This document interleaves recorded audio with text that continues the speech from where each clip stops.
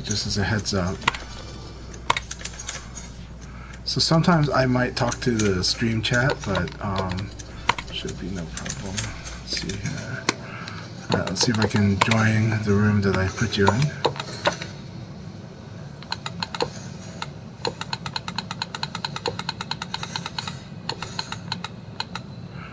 Welcome back to VF. I'm glad you're giving it a shot. So, what's your fighting game background? So,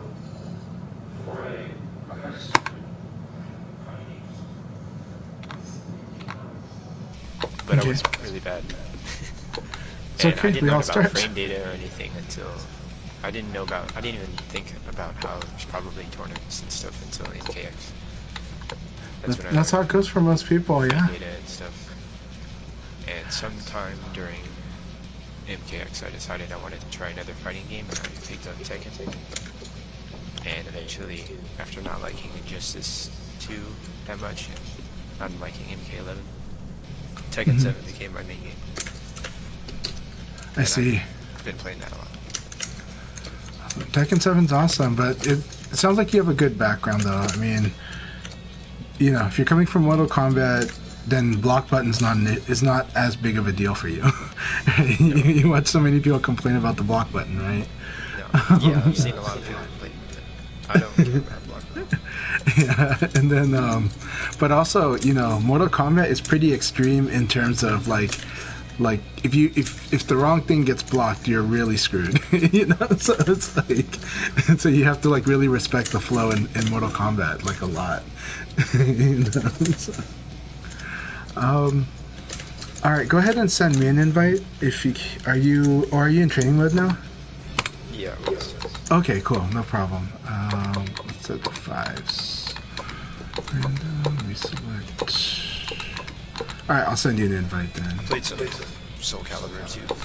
Not a lot of them. Soul Calibur is a really good, yeah. Like, I mean, I think so. I like the Soul Calibur series a lot.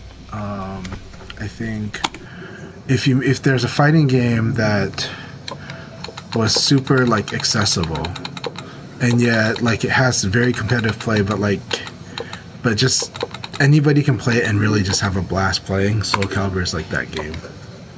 You know. And so whether you're competitive or you just are dabbling in fighters, you're gonna have a wonderful time, and you're gonna feel like a badass when you play Soul Calibur in both counts. You know. And I think Soul Calibur nails that goal really well. I also think it's just really fun. You know, for a 3D fighter, it's got a really spacing matters so much. It's because you got actual zoning in that game. You know, it's really like you have real legit zoning. Like you have to play to your character's like strong spacing, you know. And like that's not really always true in a lot of 3D fighters, right? It's a thing that 2D fighters do a lot more than the 3D fighters. You know, VF is very, very much we're at jab, elbow, and sidekick range. You know, and so though Leon fights at like in between ranges, which is what makes him annoying. So you know. It's really easy to move around in Tekken too, compared to Tekken especially. Soul Calibur has really nice free-flowing movement that anybody can feel good at.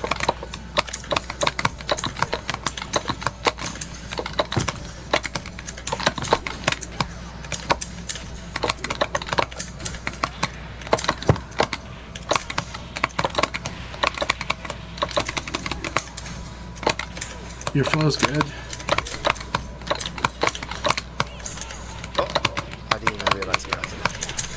So, the hard part with people getting used to VF was, so you saw me throw you, right?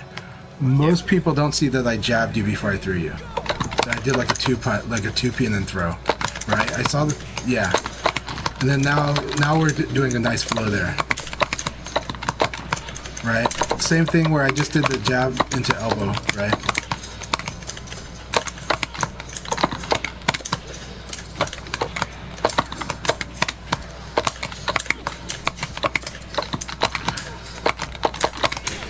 So, Okay. no problem.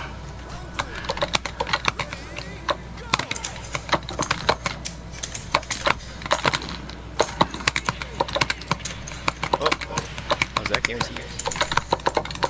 Yeah, I'll tell you how that was later. Right now, that was...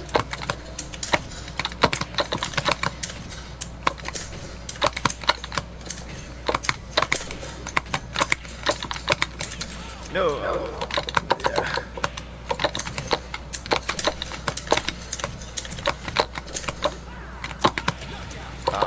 So now, I'm going to do what I do to a lot of players coming from Tekken especially. We're going to play this first to 5. And we're going to do the same one that we're in. We're not going to reset it. The rules are, I'm just going to do punch, elbow, throw. And I might do, I might mistakenly do some other things. But generally, that's what I'm going to do. You do whatever you want. You do absolutely whatever you want. And so this way, I think you're going to feel what I'm talking about, Virtua Fighter's boxing. I was already kind of doing it, but that's what I'm going to do here. So it means high punch. I'm going to use high punches. I'm going to use low punch. I'm going to use elbow. I'm going to use throw. And I'll do combos on throw, but a little bit of combo.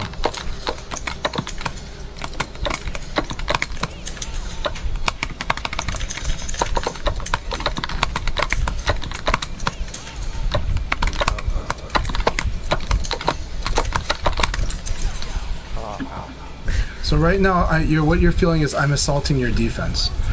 You're respecting the flow. That's really good. That's absolutely the first step. So now I poke you and I throw you. Right? Like I jab you and I get you scared. So the first thing I'll do is I'll jab, elbow, and then I might go in for a throw. Yeah.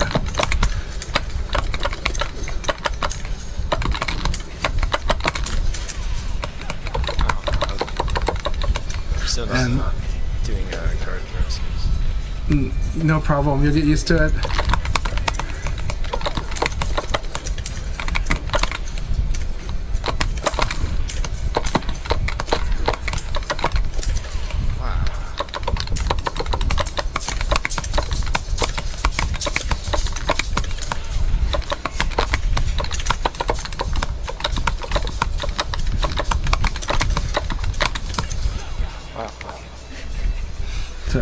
I think, like, it might be frustrating, but I think you're feeling it, right?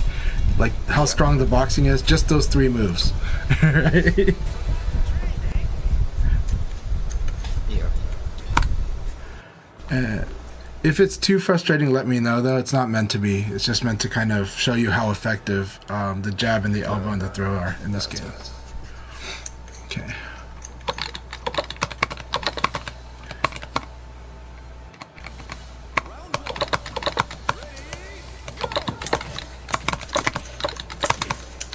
That was good. Okay, that's wrong.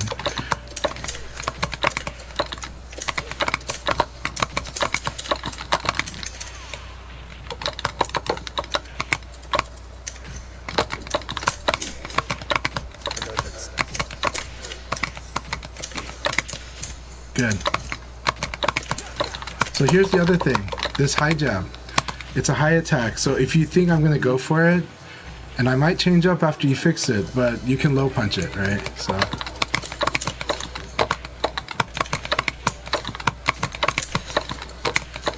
The problem is I'm doing high jab into elbow. So you can't low punch after you block the high jab. Nice.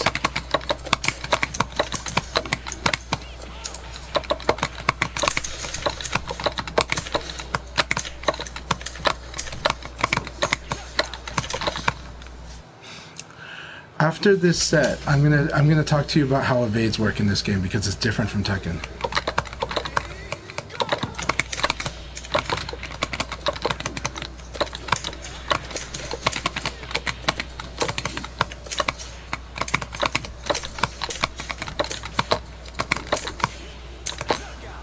Very good.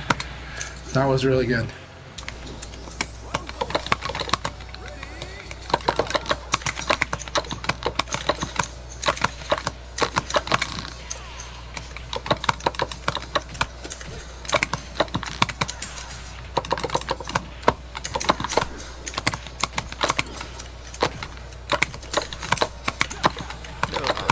and that was the fuzzy guard right there. That's a fuzzy guard.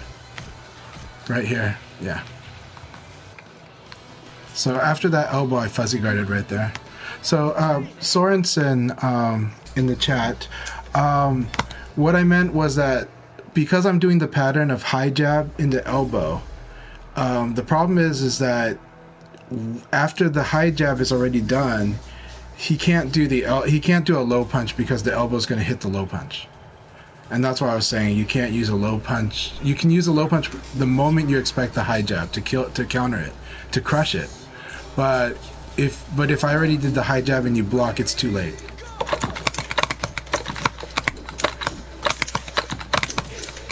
Very good. You attack to beat the throw.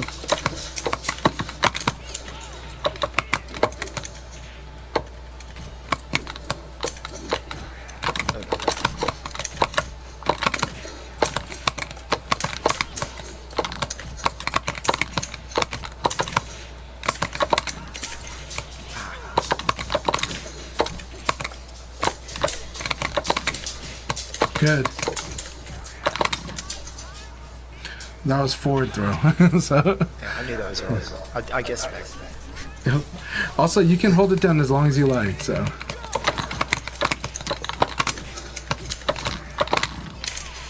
So after that 3 KP, I will always throw if I block it, and that's because it's -10.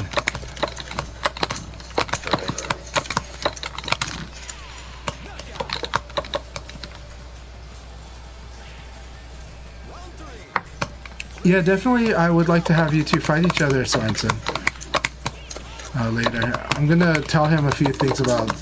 I'm gonna help him see some things.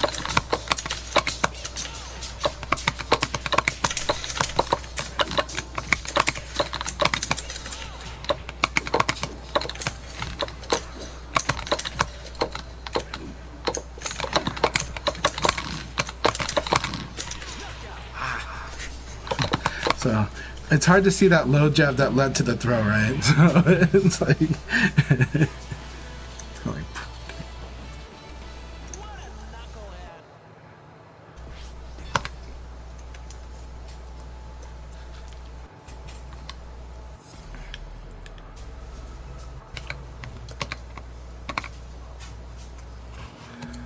so this, of course, this is not everything VF. It's just talking about the core tools for poking and setting up mix-ups and forcing some choices.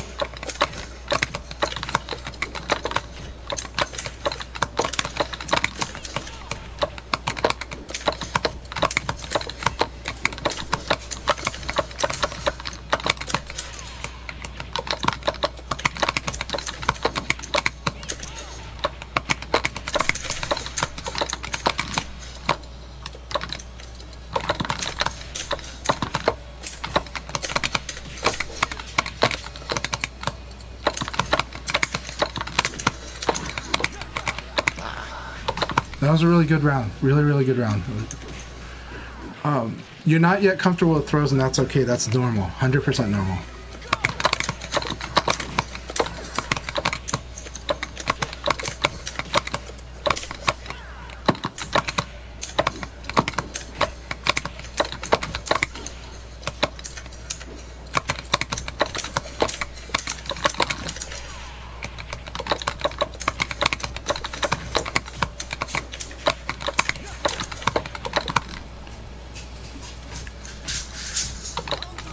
Yeah, evading and throwing is very hard for some.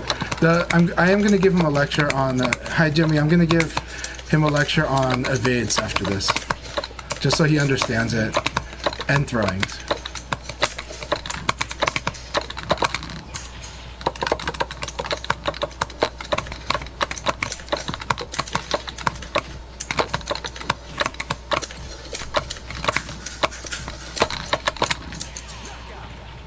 Okay.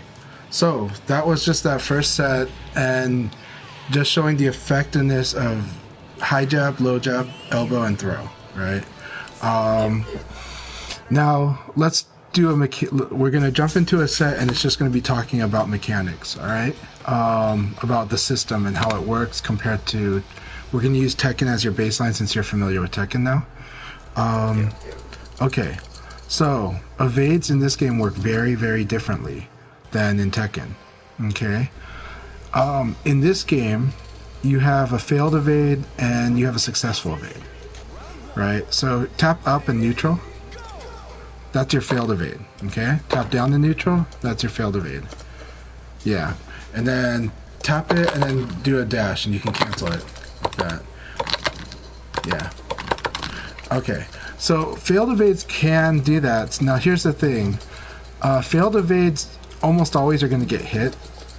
So let's talk about how to... And in this game, it's not left and right like Tekken. It's back and front. So you see how Leon's skateboard, it's pointing to the up direction, right? It's, we'll call it north. And Leon's chest is to the front. So Leon's chest is pointing to the down direction. That's front. So against Leon, evading to his back is important. Now this is hard to do. I'm not expecting you to be good at this. But evading, I'm just telling you right now, evading to Leon's back is good. But when do you evade? So I am going to do, for example, do a low punch or do an elbow. Do an elbow. And then after the elbow gets blocked, I want you to tap up or down. Tap to his back. That's a successful bid. Oh, that's how Shekuar. So now his back is down, but yeah, it's okay. So right now I'll start with a linear. So evades, a successful evade requires that when you do the evade, I have to already be in the execution of my attack. We saw that if you didn't evade in neutral, it fails, right? In Via or in Tekken, you're incentivized to do the evade because it's kind of like when you have advantage. But in this game, if you do if I hit you and I do an evade, it's a failed evade. Like if I hit you and do an evade, go ahead and hit me back after I hit you. You're gonna hit me because it's a failed evade. Unless you're late, right? But if you do it right away, let's say I sidekick you and I evade, then it's okay for me to evade, right? But for you to evade, it would be a fail. Yeah. So, sorry, I'm getting this backwards. But generally, I cannot do this and that, right? Yeah. So if I hit you and try to evade, if I'm at advantage, it's gonna fail. It's guaranteed to fail if we buffered it as fast as possible. So a successful evade requires that the attacker is already attacking. It'll fail if they're not already attacking. Because of that, evades in this game are a defensive options. They're an alternative to guard, right? So let's say you do a jab into a knee, right?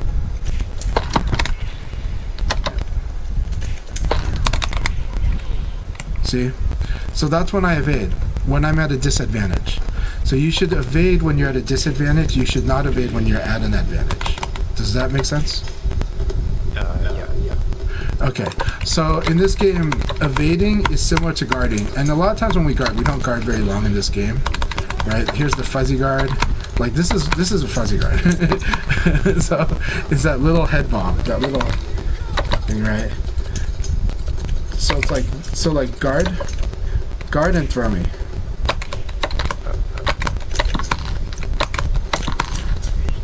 Yep, so that's a delay throw. So the delay throw wins, right? Nice, and I failed the fuzzy guard there. Good. Yep, and that move I cannot fuzzy after that. That one I could. I was too slow. Man, I am not doing this very well today. Dead. Okay, but I'm calling it out so you know whether I failed or not. Usually I don't fail my fuzzies, but anyhow. That said, a delayed throw will be the fuzzy guard because the fuzzy guard, all it's doing is ducking before the throw happens, and then standing up to block in time for a mid attack. That's slower than a throw. That's all it's doing, right? So if you delay the throw, it's gonna beat that if what I'm doing is to guard. Okay. So, do you have any questions about evasion, about evading, sidestepping? I don't think so. Not right now. Okay. So then when should you do an evade? When you're minus. Yeah. And so typically in the flow, like when we're fighting, it could be, yeah, like after you get hit, after the opponent blocks your attack, right? Or no, I mean, yeah, after they block your attack, then, right? Yeah. So anytime you're minus, that's when it's good to evade. But, of course, you can do evade cancels for the neutral, and you can still evade in neutral, but it's just a higher risk, that's all. Now, offensive move? Okay, this is more of an advanced tool, but I'll tell you.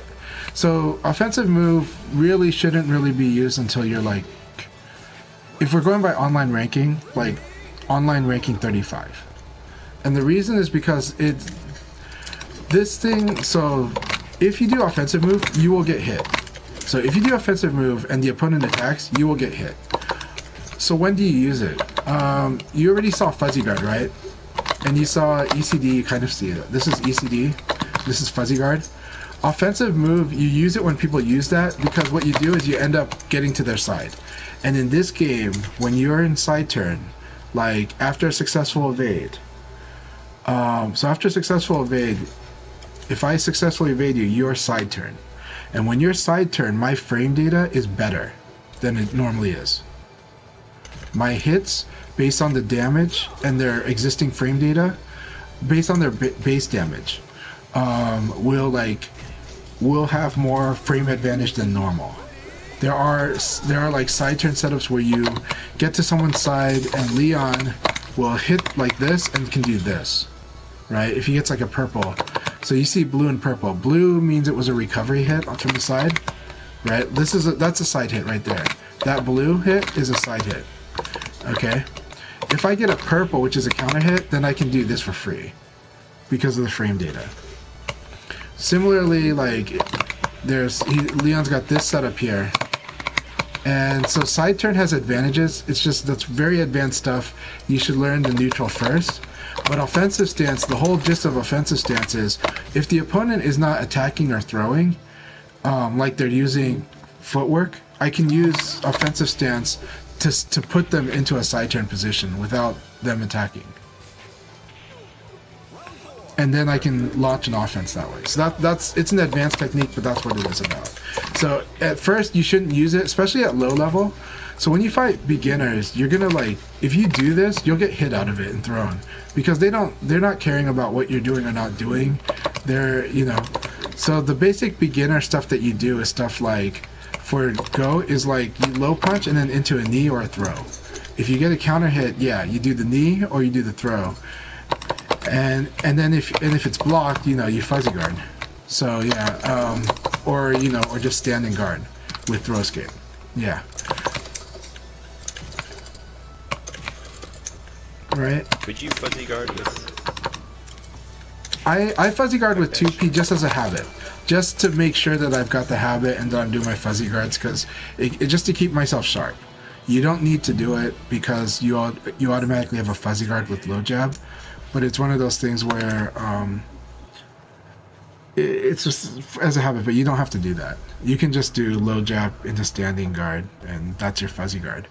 Of course, if your opponent is slow to do the throw option, it's not going to work, right? They're going to do a delay throw by chance. VF, the mindset to play VF is strongly about countering your opponent.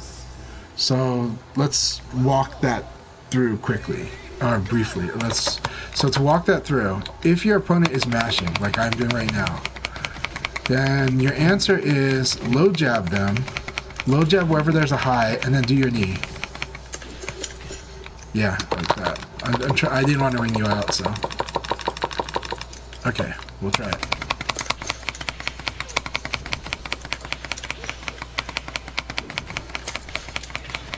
Yeah, and then do your combo. So the knee, you do knee, and then after knee you do 3 KP. Yeah, so after your knee counter hits, do that.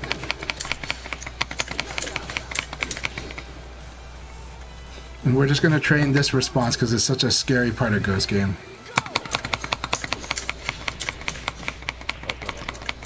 No problem. Yeah. There you go. That's the combo. More than half my life because I mashed, right? So when you fight a masher, that's what you do, right? Okay. When your opponent stops mashing, go ahead and still do the same thing. That was okay. That was good.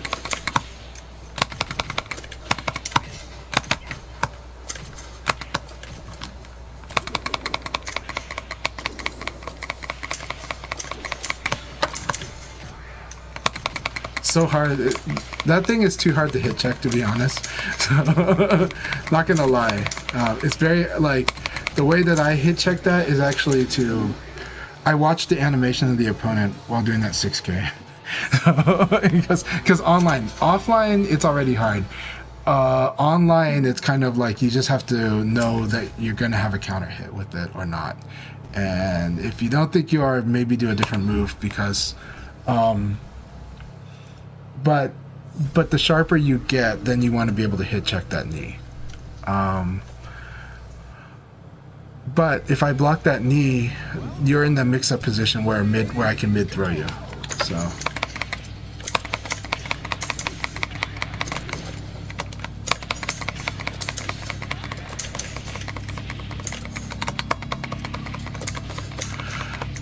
So I'm going to talk to Sorensen while we're practicing this. I'm just going to match low punch. I'm going to match punch so you can work on this. So Sorensen, the thing is you want to identify your opponent's habits, right?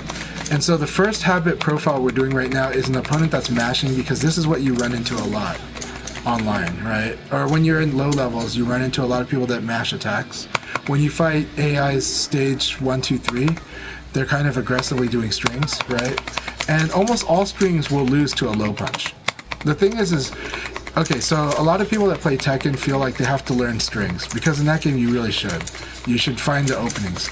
This game, a lot of the strings are pretty simple, where there are so many high attacks in the strings that, like, low punch wins like 85% of the time if somebody's just mashing a string. That's why you see me low punch people like with reckless abandon. and win because if they're doing strings without thinking about how to set me up for that string, strings become powerful later when you start applying delays and you create other threats that I have to worry about, and then the string becomes good. But the strings, if you're generally just doing strings, you're going to lose in this game to somebody that simply does low punch into a counter hit launcher, which is what we're working on right now. Now, there's a next step. And the next step is, what about the guy who, every time I low punch him, he starts defending?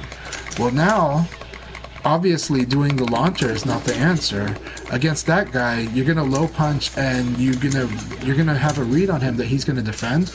So now you get to throw him, right? And that's what I was doing in our first set, right? Was I was just getting a feel for whenever Sasudo Pones was gonna stand and block, right? And it is frustrating, but this is the way VF is very much using jabs, elbows, and throws and movement is a safe way to kind of fish out these reads, right? And then once you have the reads, you're kind of like, oh, okay, this is how this guy's gonna play. Then I'm gonna be able to. This is my opportunity to attack them. Now, let's say somebody that's using movement a lot, that's dancing around in this game. So here's the thing I didn't tell you yet. Sidestep automatically loses to throw. So sidestepping, evading, it loses to throw. Somebody's doing evade cancels, throw wins. So whenever you predict like a throw or a sidestep, throwing is a really good option. That's where you're gonna have to get comfortable throwing people that are evading on like predictably, right? So it's not just people that are guarding predictably, but people that are evading predictably, and it takes a while to get comfortable with that in this game or any game, because in a lot of games throwing is like scary. This game throwing is powerful, and it's scary because attacks always beat throw. But then you start to feel like, oh, when he actually evades, like, I'm screwed, you know? Like, when he evades, like, that's an opportunity Because you're like, why am I keep missing this guy, right? And you kept missing because I was doing an evade and you kept doing an attack into it. So then throwing will beat the evade. And so it takes a while to kind of get comfortable with the flow in this game. Yeah, so Sorensen, your question is, so sidesteps start in one frame. Technically, yes, but they require that the opponent be in attack already. In this game, we don't sidestep in advance. We sidestep as a response to their attack. So we do it when we're at a disadvantage, because if we're at a disadvantage and they hit an attack button, they're already going to be in attack before we've recovered, so our sidestep's going to work there. But a lot of Tekken players are used to sidestepping on reaction, and we do that in VF. But sidestepping on reaction is harder until you're really comfortable with the game's moves, right? Until you've played it so much that you just feel it. Yeah. So it's better to just understand the flow, and understanding that when you're at a disadvantage and you know your opponent likes to attack, sidestep is really good there, right? And in fact, in Tekken, everybody focuses on guard punish and whiff punish. In this game, guard punish is good, but generally the reward is not as big as their reward from doing the launcher, right? However, in this game, and especially for Leon, his sidestep is like, that has a huge reward. If he evades like a knee, he can, if he evades like a really slow attack or a launcher, a normal hit launcher, he gets like almost a half-life combo. Nice.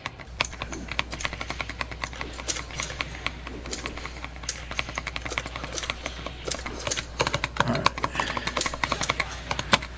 Okay, so you're getting a feel for that, and then again, the next thing then is to learn when somebody is defending to start throwing them. But it's easier at lower level to see this. It's harder at the higher level because those decisions are changing so quickly, and so it's learning like how to use stuff like this. Yep.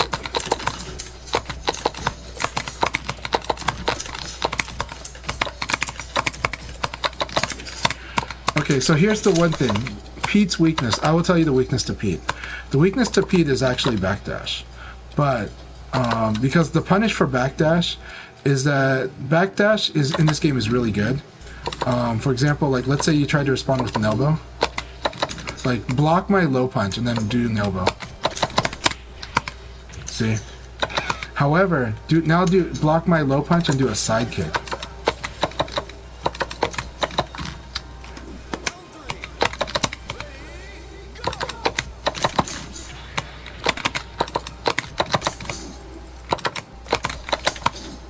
Okay, Leon's safe doing that. Okay, let's try this. No.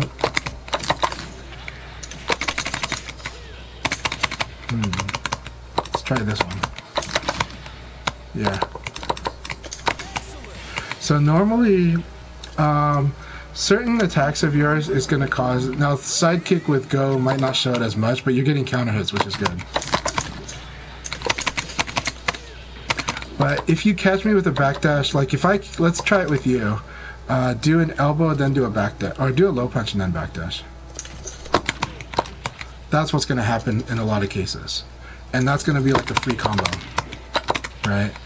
Okay, apparently the range sucks, but but I have enough advantage, so.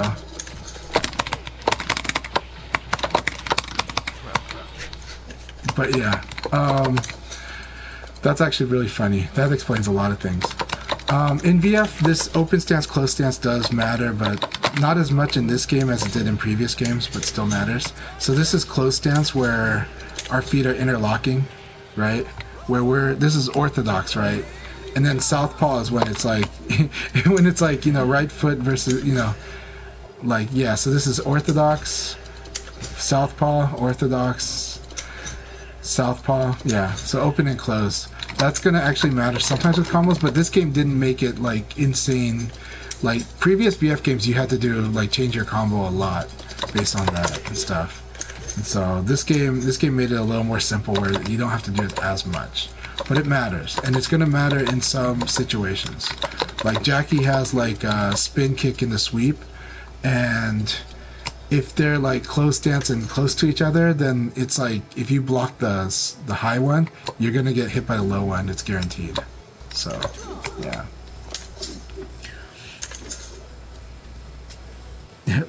All right, let's do some sudden death. I'll give this one to you. VF1 sudden death would give you like a tiny ring as well, like it was like a shrunken stage. I didn't even know that existed. All right. Okay. So, do you have any questions you want to work on or just spar? I don't think I have anything right now. All right.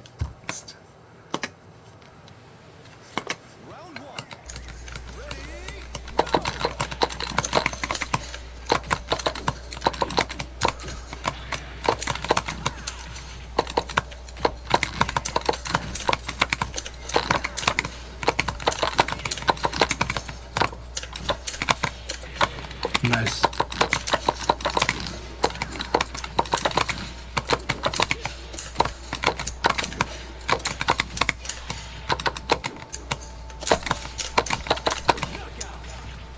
I use the backdash here.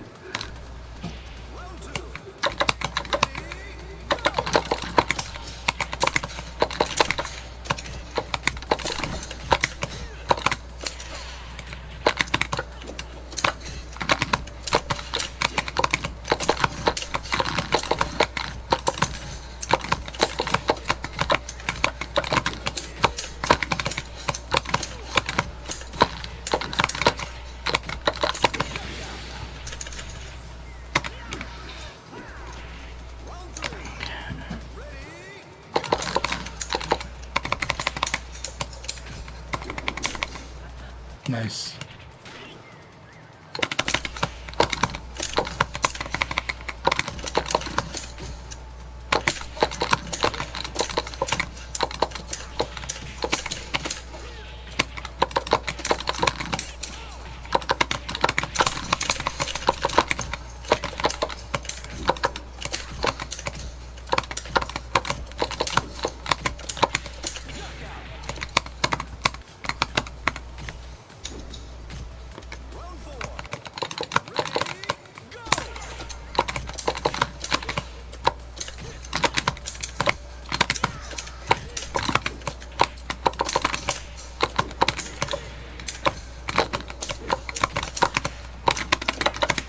Nice stuff.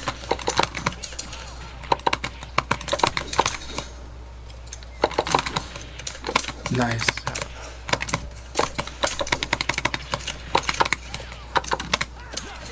No. I'm going to show you this game. Throws are powerful, right? Like you notice how they do a lot more damage than in other fighters, right? Yeah. And so they're literally the tool you use to assault people's guard. But you have to get them to turtle up, right? So, yeah. Or find when they're sidestepping.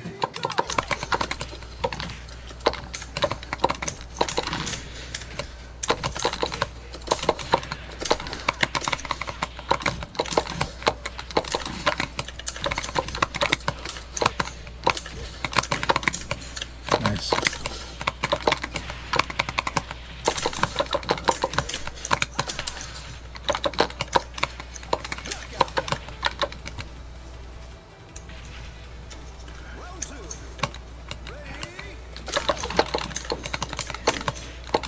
Sorensen, did you want to spar with Sasu Pons? I can spectate you guys too.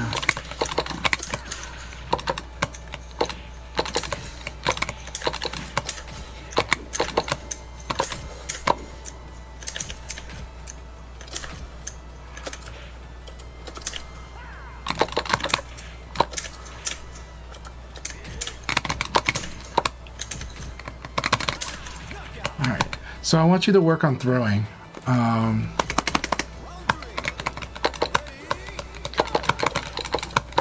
means that we're still fighting, but I want you to try to be opportunistic about throws. Especially because I'm not playing in a way that's doing big launchers. So the risk for your throws is actually not that high right now.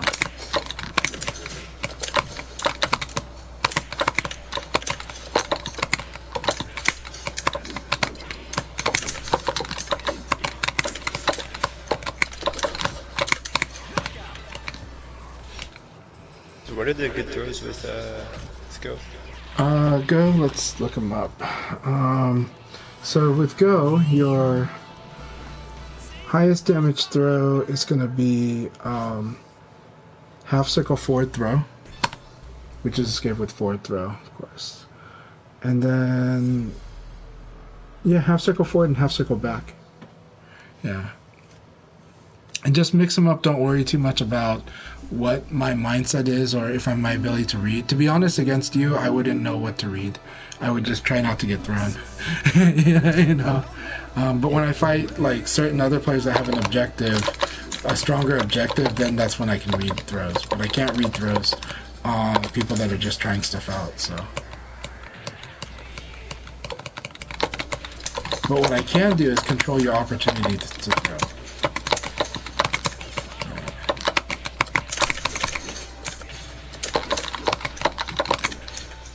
Nice.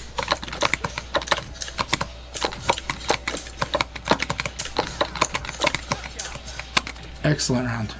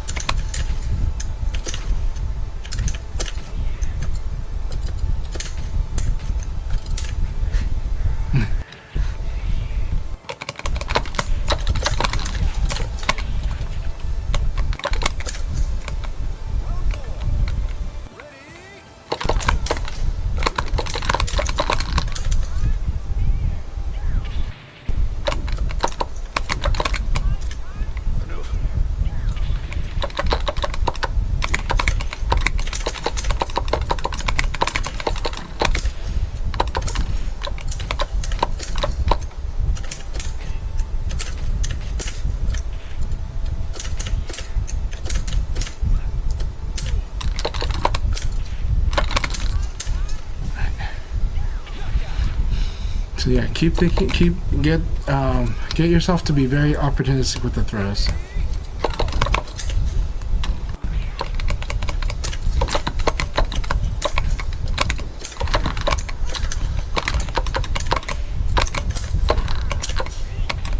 Nice.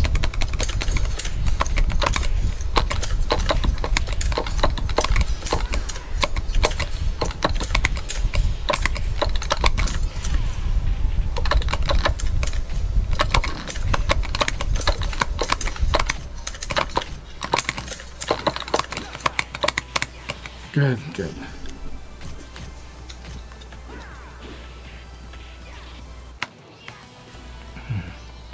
How are you feeling? I want to make sure I'm treating you okay.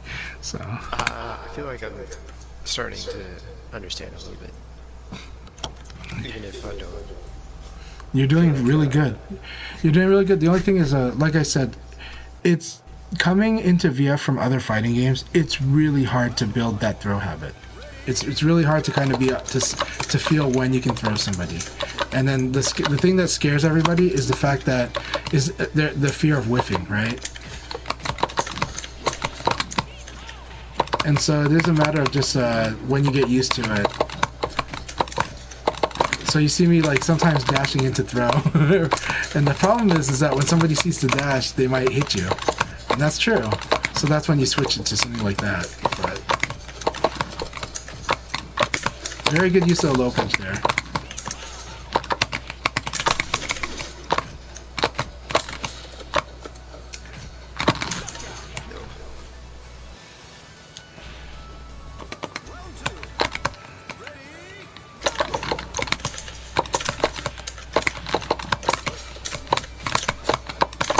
Good.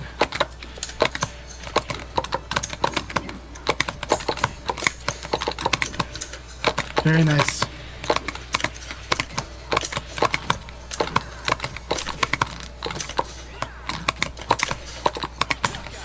Also, so this is gonna sound weird me saying this. If somebody escapes your throw, do not be discouraged. It means that you guessed correctly that you should have thrown that situation, but that they happen to choose the right escape. So, escape is not bad. If somebody escapes your throw, that's not a bad thing. You generally plus on throw escape. What's that? Yeah, so the rule for throw escape, guard throw escape, right? So you hit guard, then you hit the direction and throw, right? And you hold it. So go ahead and hold the forward throw escape. Yeah.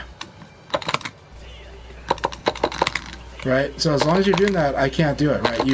You have effectively denied me for any throw ending in forward. Right? And I can only do like neutral. Or back, right? But I can't do forward. So it's denying it, and in this game you're allowed to hold that guard throw escape as long as you like. That's different from previous VF games, but it's a good thing. I like it because people got better. Now that said, the goal is that you should only do guard throw escape for as long as you normally would have held guard, and that's it, and no longer than that. So if you were going to go ahead and be active again, yeah, go ahead and be active again. But you want to train yourself that every time you're going to use guard, you're going to do a guard throw escape.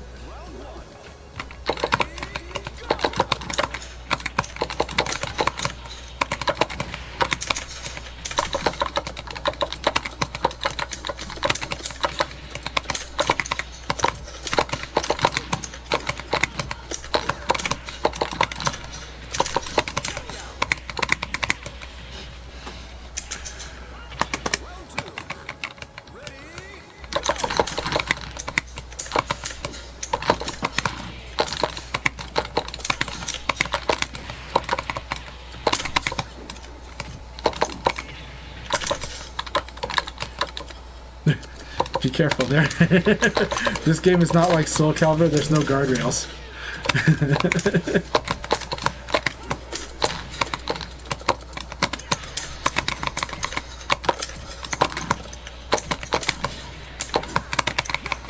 Very good round though, very good round.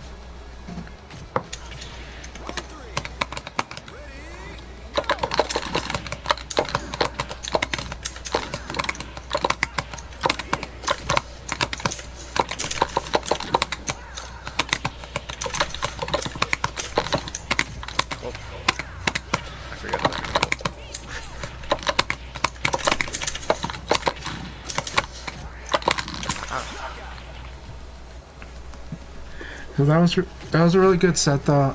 You're doing really well, so I hope it's not making it more frustrating for you, but it sounds like you're feeling it really well and you're feeling that flow, and you are starting to get more throws in. Alright, I'm gonna recreate the room.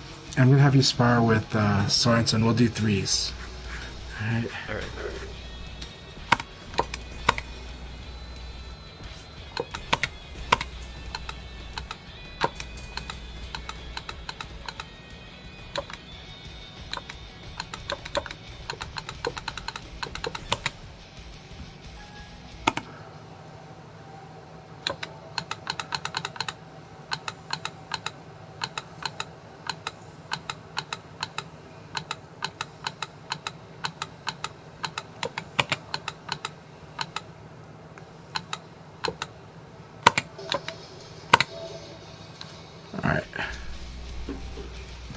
Okay, so I sent an invite to Sorensen, and invite to you.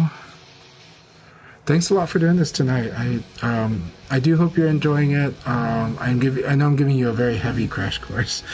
So. Yeah. A lot of things that are gonna take a long time. It takes a long time. It does. So yeah, I'm not expecting you to absorb everything right away. You know, but actually you are absorbing everything quite quickly. So yeah. So you gentlemen, go ahead. Should be a lot of fun.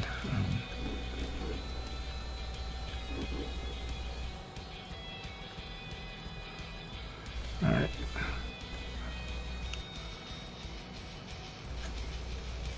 Oh, okay, gotcha. It's a good idea. Yeah.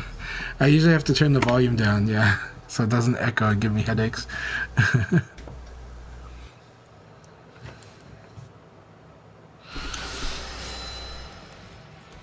But you can fight for rank in this? Only in the first 10, I think only in the first 10 levels. Huh. So, or maybe first 20, but yeah.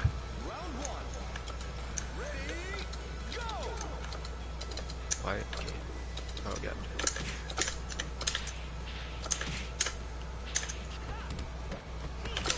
It is funny though that VF, like, the only form of movement is dashing, right? It's like, you know, but yeah.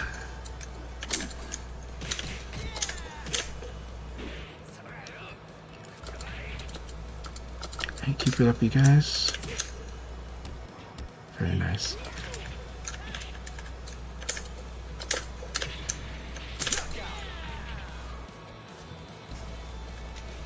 It's kind of laggy. Yeah, I think you guys are closer to each other though. I mean, you're Central, he's Texas, I believe. But Texas does tend to have rough connections, so.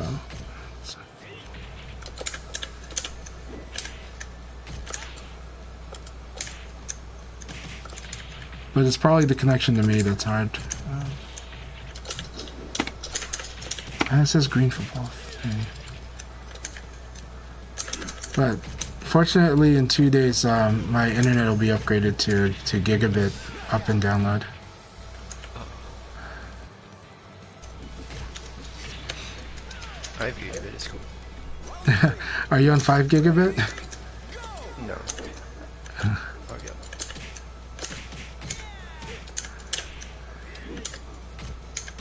In my area, they're previewing, I think, 2 and 4 gigabit, but I'm not paying for the 4. I'd pay for the 2 if I qualified for it. Oh. Oh, that was a trip. It's too bad about the connection, but at the same time, at least you guys get to spar. So, on that topic, this game uses a very generous input buffer. Are you familiar with that? Yeah. Okay.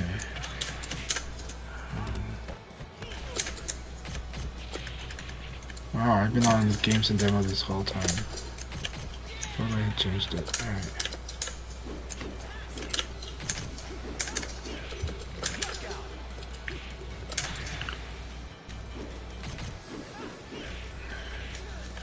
I mean, it's not the largest, but it's pretty large for a fighting game because it's 12 frames. So about as long as like doing a jab from like start to hit.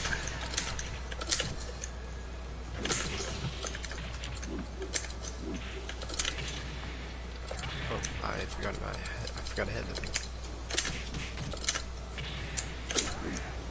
Oh. No. Oh. I was like, you do have advantage when you hit him with the rising attack. So, but just be right away.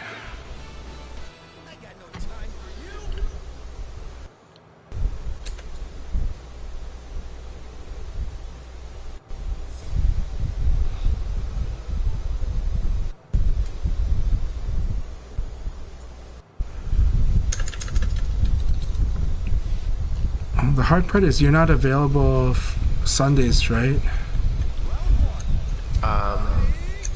If it's like super late, then yeah, this time is fine. Okay, but Sunday mornings don't work for you, right?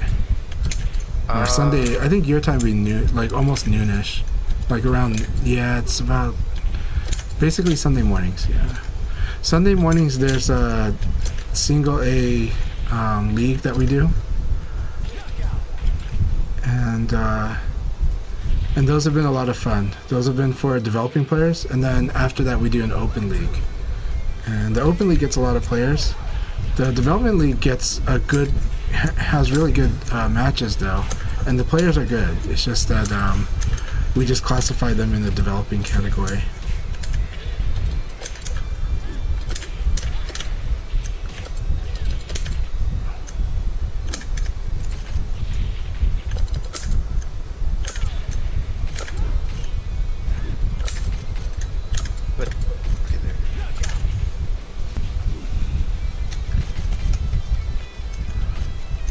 So you'll see that he tends to like to sidestep after that 3 PP, that punch rush, if you guard it. So.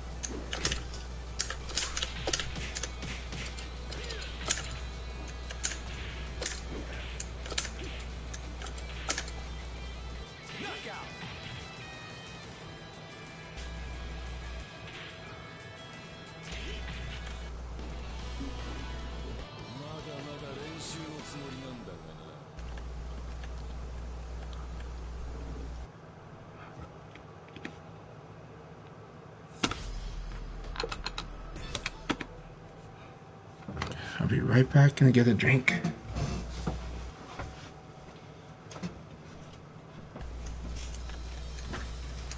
Round one. Ready, go!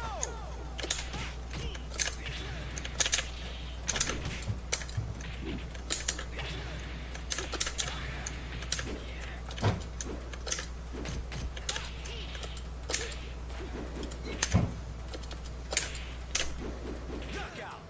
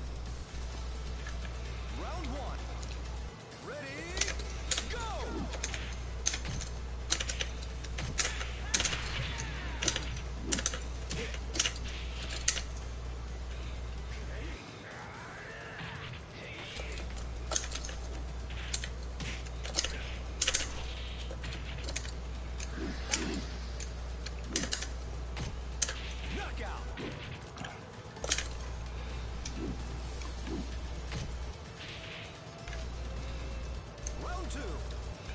Ready, go!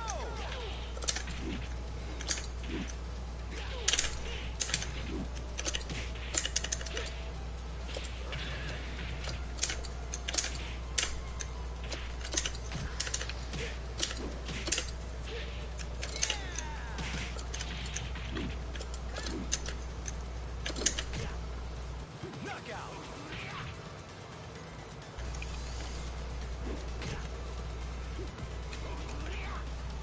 Round three. Ready, go!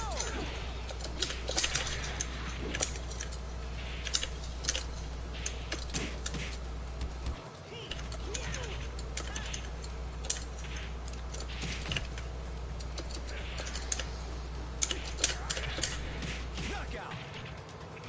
Alright, good games, you guys. I'll do a spar with you. Alright. No, Sorensen, you're doing really well. Just the advice I give you is just to block a little more, and yeah, just block a little bit more. Sasto Pones, I'm going to show you one really terrifying thing that Go has to deal with people that fuzzy guard, and certain characters have, and that's low throw. So you can do basically low throw is just a down forward, down, or down back and throw. So like, let's say you block this elbow, and I'm gonna fuzzy guard. So you want to do exactly. Yep. And so you want to, like, low throw is really will make people stop fuzzy guarding pretty quick. So, all right, let's go ahead and fight.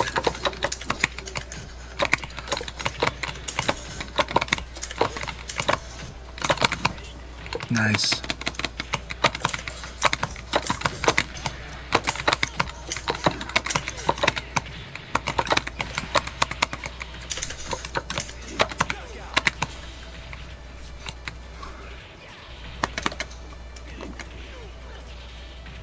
Round two. Ready,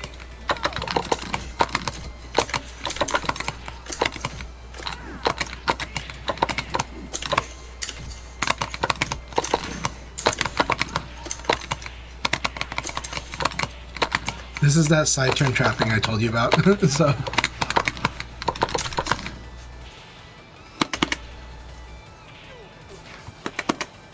Everything starting to seems really scary in this game. it is once you get good at it. It is, yeah.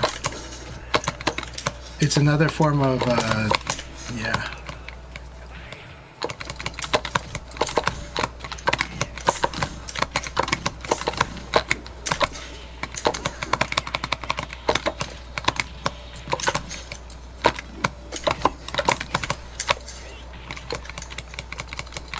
Man, it looks like you can do something after that.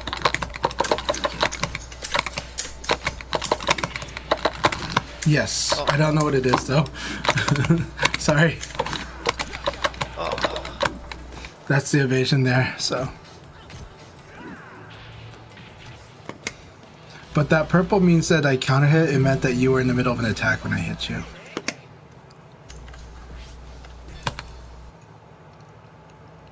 wait, what did you say? Oh, because it was purple, it meant that it was a counter hit, which meant you were doing an attack when I hit you. Is it always purple when there's a counter hit? Purple is a side turn counter hit, and then blue is a side turn normal or recovery hit. Yeah. And then red is also a counter hit from normal.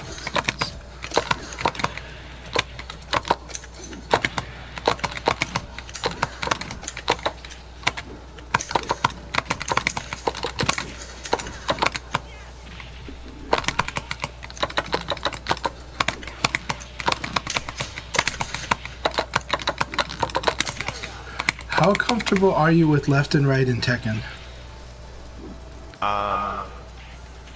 I'm sort of comfortable, but I play on pad on Tekken. I'm playing on stick. Okay, Really stick with it. gotcha. All right. The only reason I ask is because I can teach the side. There's a rule for side throw escapes, and there's two methods to use for it to know what direction you're supposed to do.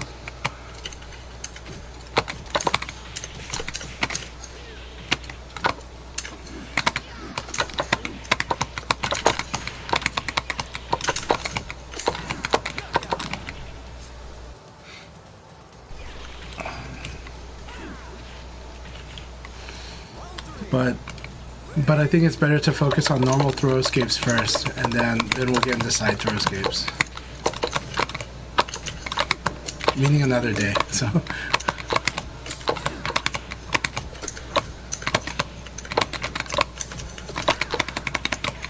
That's a punch. Leon has a punch party.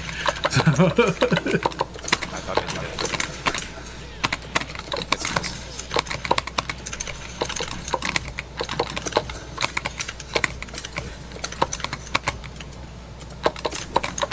No, oh. Nice. Ah. You're doing very well though. Okay, so it's just this is a game where the skill gaps do show, but if you're patient like you are, like you've been today, if you're consistently patient, it'll reward you a lot. It is a game where people lose a lot while they're getting better, and every time you start adding like a skill to your repertoire, you'll probably take a lot of losses just mastering that skill and being able to apply it like really well in the game. So I hope you can be patient like that, because it is rewarding though. That was good. That was I ducked under your throw and then threw you. That's what that was.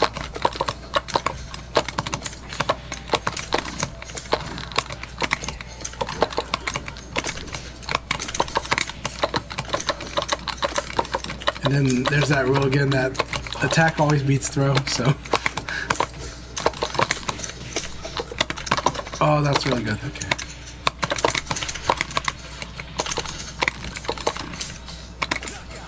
No.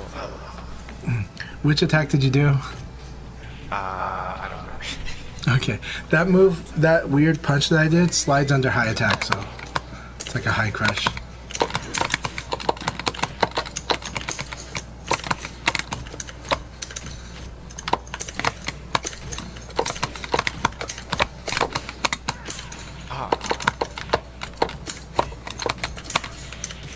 Nice. That was beautiful.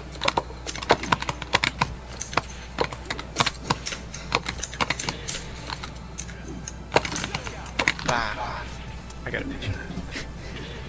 You're doing great. You're doing...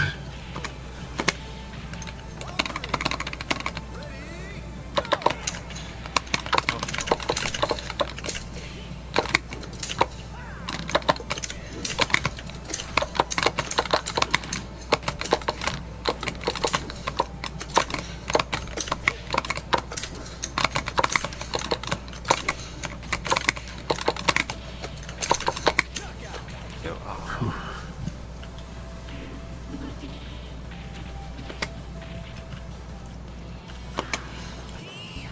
So something that helps with the neutral then is getting comfortable with those crouch dashes, and then after that the evade crouch dashes and the movement.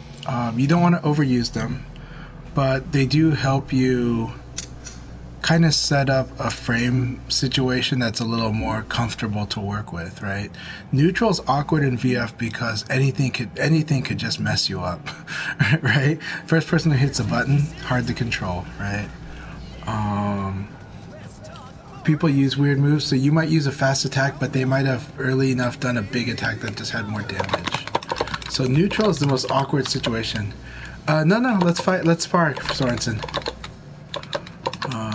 Actually, yeah, let's just do one game, and then I'm gonna have you two spar again.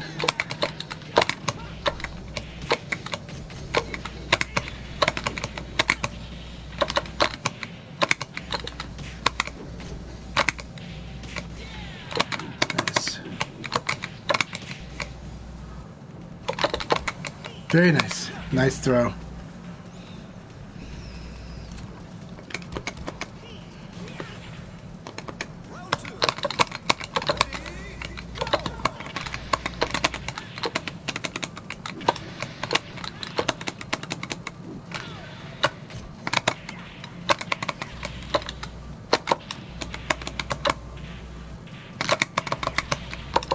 problem with, okay, so that gives me a good thing to tell you about. The problem with a lot of low attacks in this game is that even when they hit, a lot of times they're minus. So that's why, like, you'll see me low punch or elbow right after, like, somebody hits me with a low kick.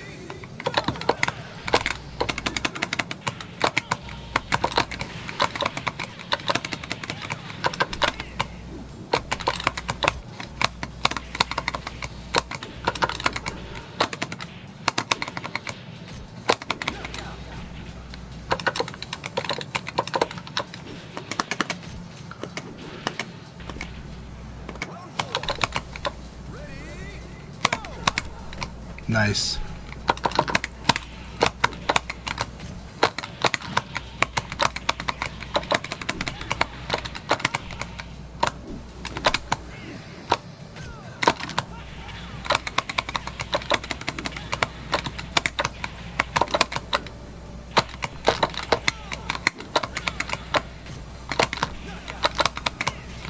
Really good round.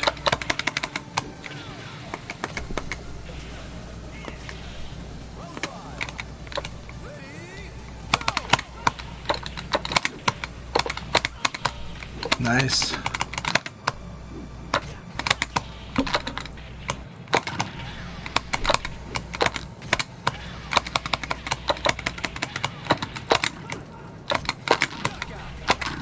Good game. Good game, Sorensen.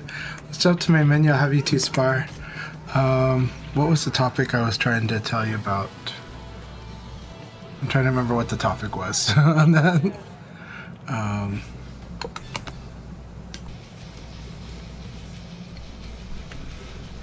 But yeah, obviously you build reads when at a lower level you can build strategic reads, which is, are they aggressive or are they passive, right?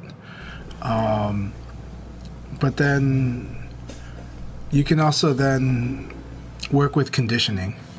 And so conditioning is really, you know, just consistently hit with the right options or consistently defend with the right options, and then being able to capitalize on how the player deals with that.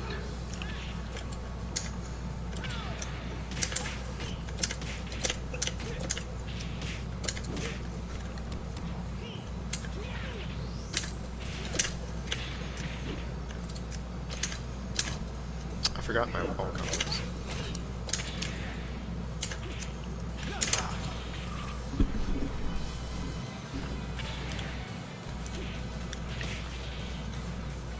Round two. Ready, go!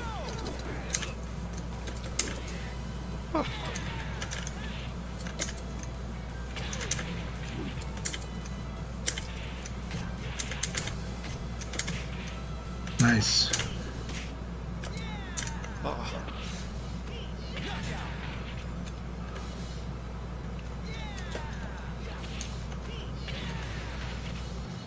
Round three. Ready, go! Oh no.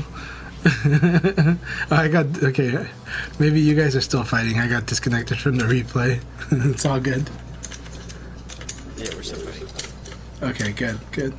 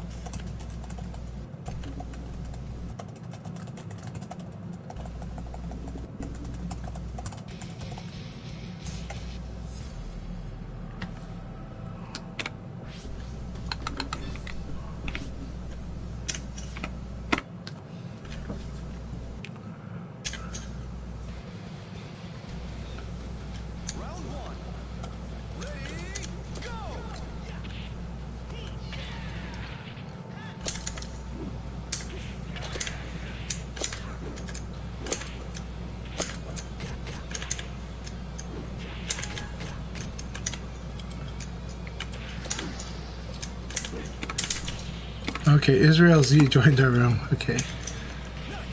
They might be pretty tough, but it'll be good experience. Whoever. So,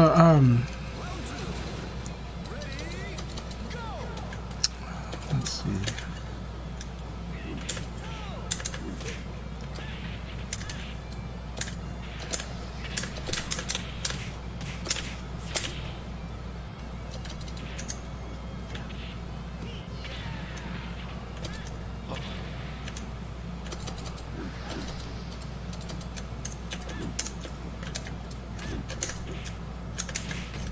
Oh,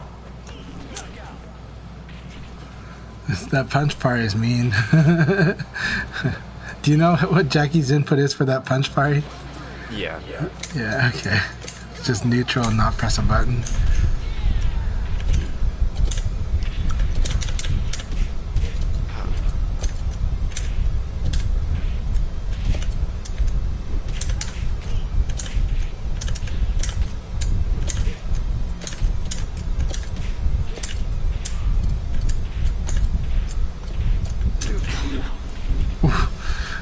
That's rough. So, one of Go's charge attacks, I can't remember, I think it's a kick charge attack. Is it 4-6 K plus G? Let's see. Let's see if that's the move.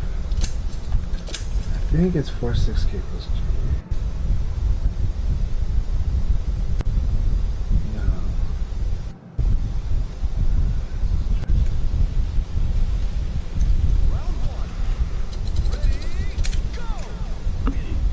I guess his only charge attack is 4P plus K. Okay.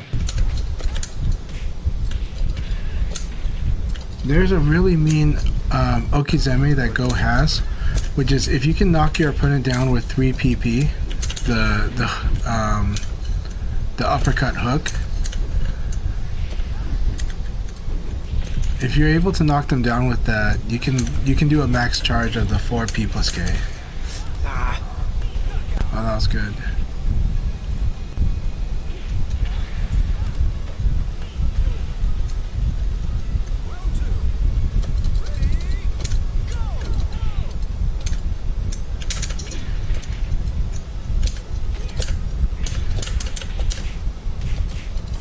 Nice combo.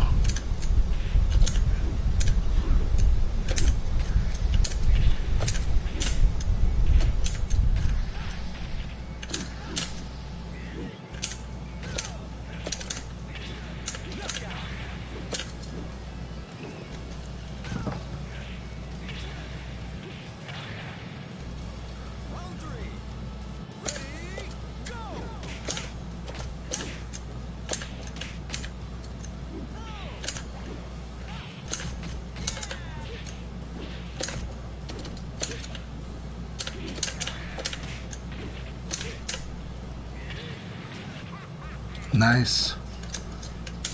No.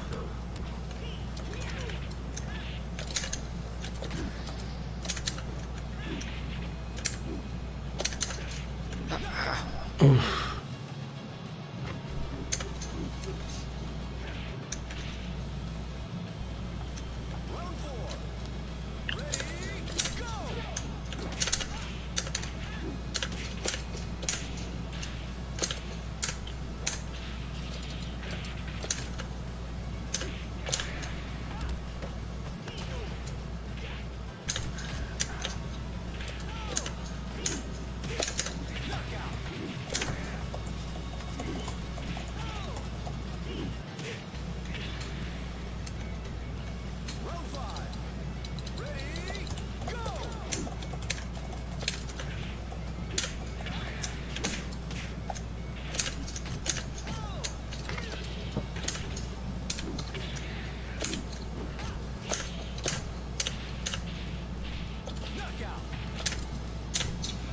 Alright, very good match, very good game.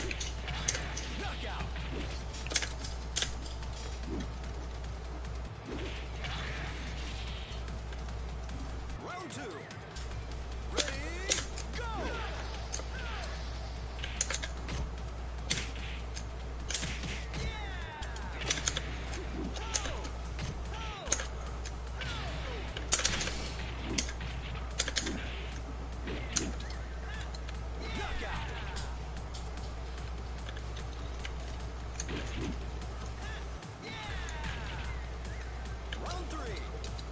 Ready, go!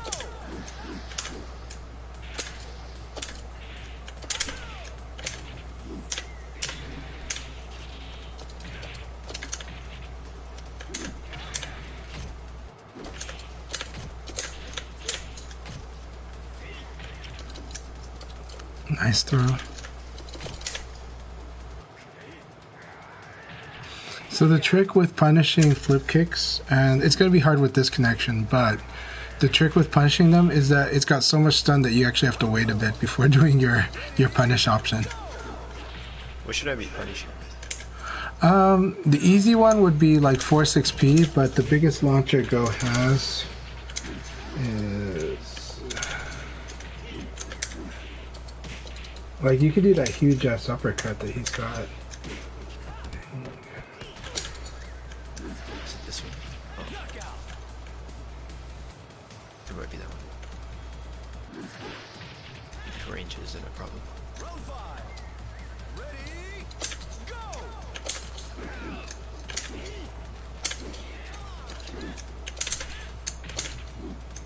Oh, there's also no.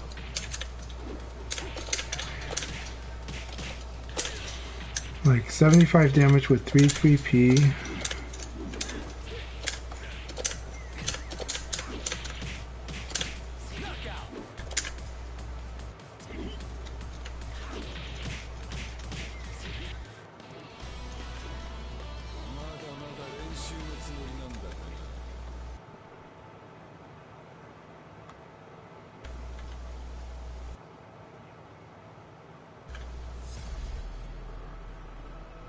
But you've got 1P plus K. 1P plus K would probably do the trick. You've got as much as an 83 damage combo with against Jackie. Round one. Ready, go!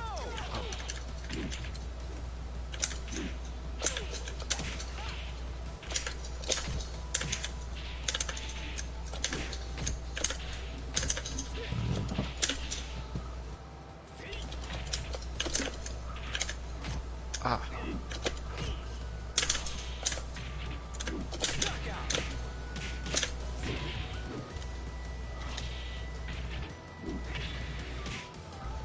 Round two. Ready, go!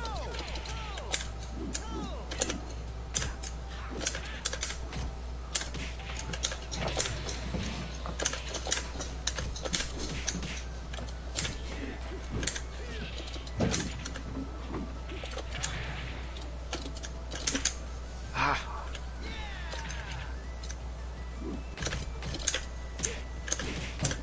Knockout.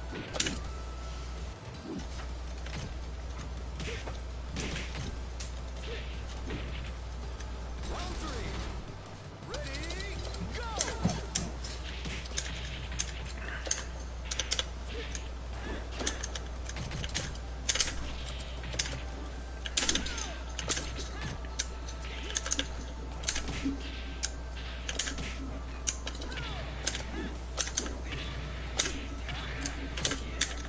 No. Ah. Knockout. Round four.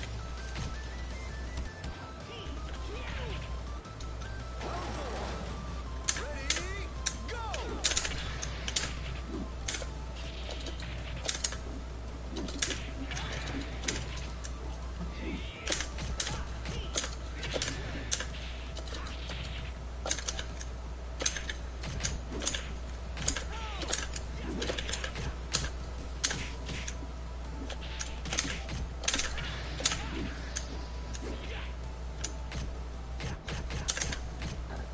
Knockout. Very good set, you guys. I am actually gonna call it a night because I gotta wake up early in the morning and I gotta drive a cargo van all over the all over town and pretty much all over the county. But if you have any questions, let me know. You guys can still keep playing. But I really appreciate this, and I thanks for your time, man. You know? Yeah. I'll be on again. Awesome. Any questions you have, send me a message. I'm happy to help. And were my explanations okay? Did they make sense to you? Yeah, Okay. I think I did. Very good games, both of you. Like I said, my advice to Sorensen is to just to defend a little more or like block more. But I know it can be tough when connections are like that, so I get it. And Jackie wins neutral like a lot, so I get that too. For ttacoguy, your flow's really good. You're playing great. I mean, to be honest, you're playing really good. So it's just you know, the more situations that you experience. We'll do one set and then I'll do it. So, but you know, the more experiences you gather, and those techniques are going to add one by one. So right now you're working guard throw escape. Later on you'll have a fuzzy guard. You'll have an ECD, but you'll have others too, and then you'll have some very situation specific techniques too. They'll just add up, but I can already see you accumulating them.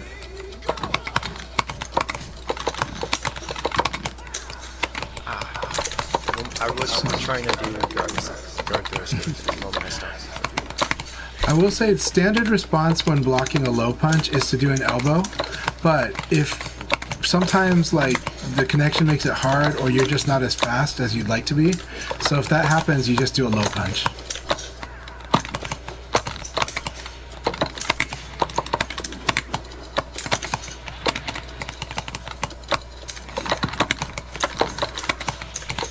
Nice. Excellent. No problem, Soren. No problem on the connection, Sorensen. I'm glad that I'm glad you got some matches in. I think it was very productive for both of you, you know? And productive for me too, so thank you very much. Nice. Using the up and down is always good. Best. Just people don't defend against it. That's your combo. 4P plus K. Yeah, you got it.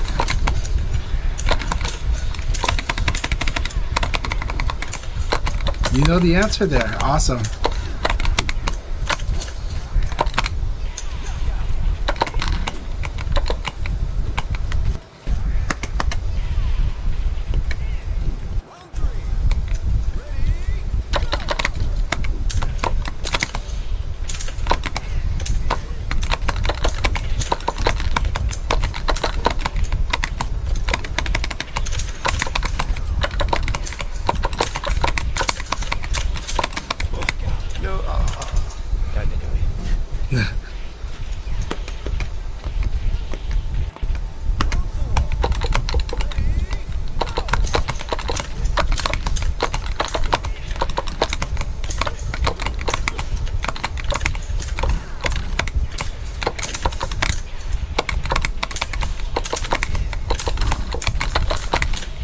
Nice, that was beautiful.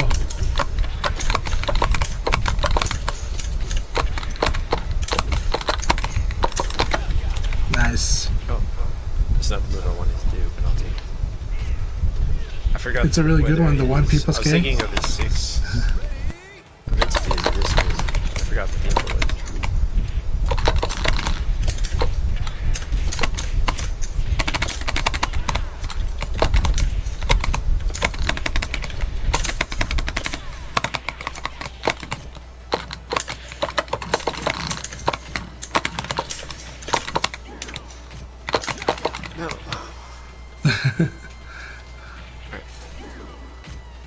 Were you trying to do a hop?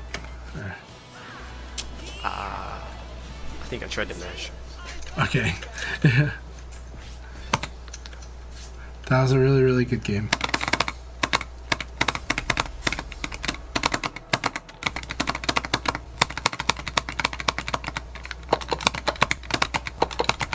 What are you playing on? No, I'm playing on the controller I put together.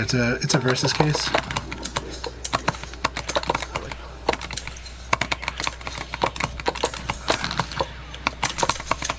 But the buttons are Crown 202s, so that's why they sound like keyboard buttons. And then the lever is golden lever.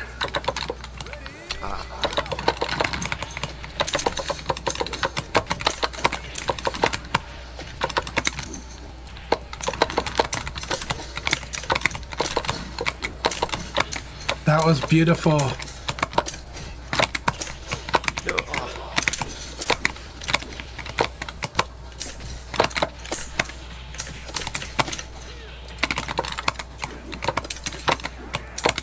No, no, You're doing really good though.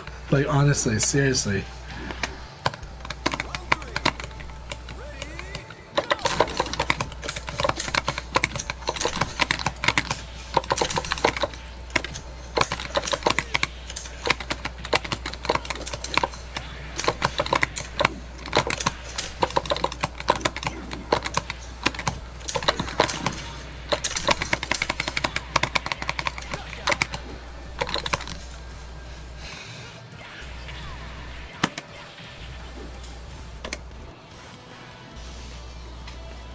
I want a serious fight.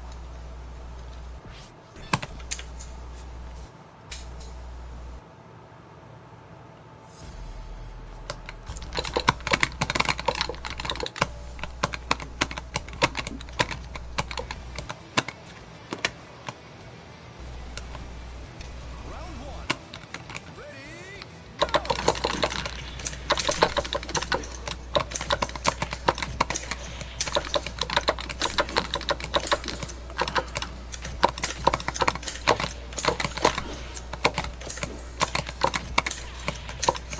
I'm gonna purposefully use that move because it's very punishable, and it's good for if you're fighting Leon to punish. Yes. I would suggest No, but that actually is the punish because it's a -13. That said, if you can evade the first or the second part, he's very wide open. But I do need to tell you something about evade. Yeah, elbow punch. Because the same move in Tekken is safe hard. Yeah, but this move, like he shouldn't be doing it willy-nilly. It's so punishable. And the worst is if any part of it is evaded. But I do got to tell you something about how evades work in this. About another part about the evades in this game.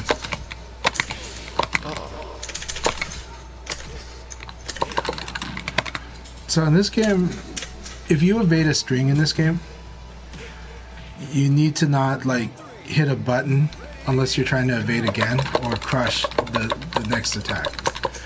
If you your opponent will be off axis on a string if the string is evaded, but the moment the evader pushes a button or a direction after they've done the evade, after it's been a successful evade, it will track. The next attack of the opponents will track, or the current attack of the opponents will track them. And I like this thing, but it is weird at first.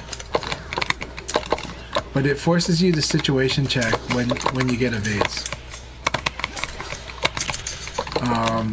It forces you to like not hit a button if you get an evade and you think they're gonna string. It reduces what happens in some other fighting games where like the best option after an evade is just to always do a launcher, right? You would just kind of do that or do something similar to that if they didn't have this rule. But this rule kind of forces you to check the situation, being like, okay, they're in a string, I'm not going to hit a button after I evaded. Does that make sense? Yeah. Yeah, because otherwise you would just evade launch, right? And like no real repercussion, they would just kind of run away with their string. But this game actually keeps the players up close on evades. And so, I'll show that to you right now. I never see you like evade something into a launch. It's always into some side turn thing. That's because Leon doesn't have like a normal hit launcher for that. So, he's not like. Actually, it's good for you to know that I think your knee, when your knee is guarded on the side turn, because of how much damage the knee does by itself. Let's see. Yeah, so side standing, it's only -5. You can fuzzy guard. like if you get to the opponent's side and you did a knee, you could like fuzzy guard if they blocked. So you know. Now I'm gonna do something here. I'm gonna punch, punch, punch. I'm gonna jab, and then I'll punch, punch, punch. So I want you to evade, and then test what I told you about. Wait, test what? So evade, and then try to hit me. Oh.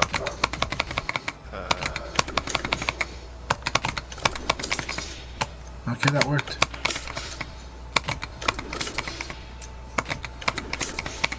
Right? That's the tracking thing, right? Yeah. So that's why, but now evade and don't try to attack.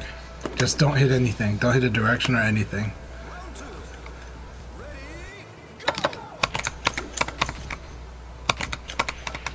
Like, don't hit guard either. Oh. See? See.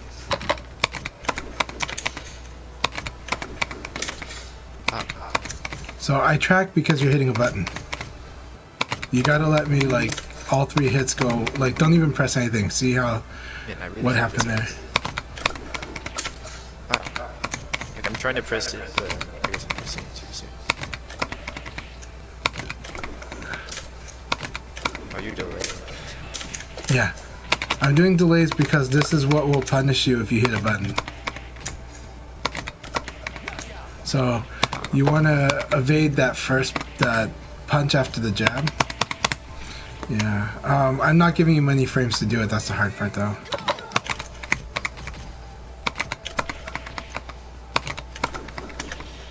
Yep. So now same thing. Right? And you can totally destroy me if I do that. And you can even block the first elbow and evade the second part, too. Yeah. So that is the weakness of this elbow. Like, he should never do the elbow punch without checking it. And in his case, it's only guaranteed if you're crouched, if it's crouch hit or counter hit. That's really hard. Like, it's technically impossible to hit confirm that.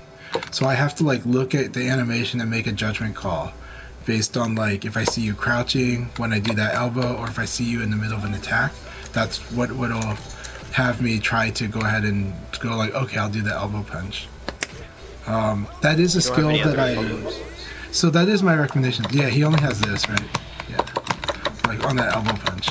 So because a lot of Leon players that you fight might do this, I'm just letting you know how punishable this move is. Yeah. So he should never do this like by itself, right? He should be like doing like this. What's that? If I step that, do I just punish with this? No, you can do a big launcher. Try it. So I'll do this, and yeah. Well, that's not what I want. I wanted to step after the first two. Yeah, you'll be able to lab it. You can train the AI to do this pattern, and then you can practice punishing it, and it's good.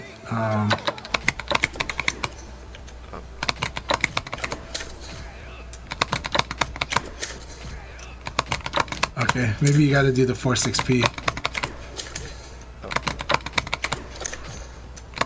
Okay, maybe not. Now try evading the first elbow. Okay. Yep. Sorry. Are there better combos when you launch them back turn like that? I believe so. I think Go has done like almost 60% of my life for doing this. so yeah. But then you realize also, like, that's the guessing game, right? I can do the elbow into throw. So, but you'll get used to that, and you already are. Like, you've got a lot of sharpness, and you just as a strong player, anyways. So. Can you do like if you hit someone's back turn, do you get more frame advantage like you do on side? It's.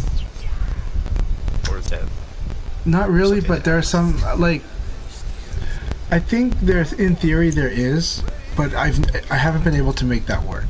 So only the side turn has, and I'll send you a link to the data on the side turn stuff, and the rules there. But for the back turn, the main thing is that certain attacks of yours will crumple an opponent if you hit them back turned. Like, usually it's a side kick, but I don't know what it is for Go. But he might have an attack that causes a crumple on the back turn. And you won't see it in the move list notes on BFDC, sadly. But you might see it in the forums, but yeah.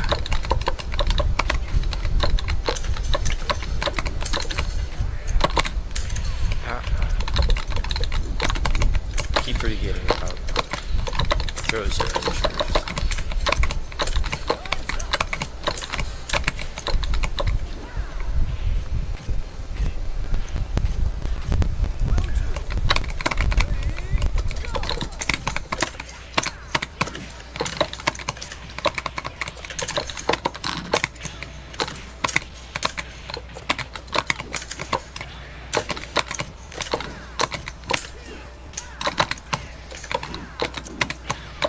I did not mean to jump.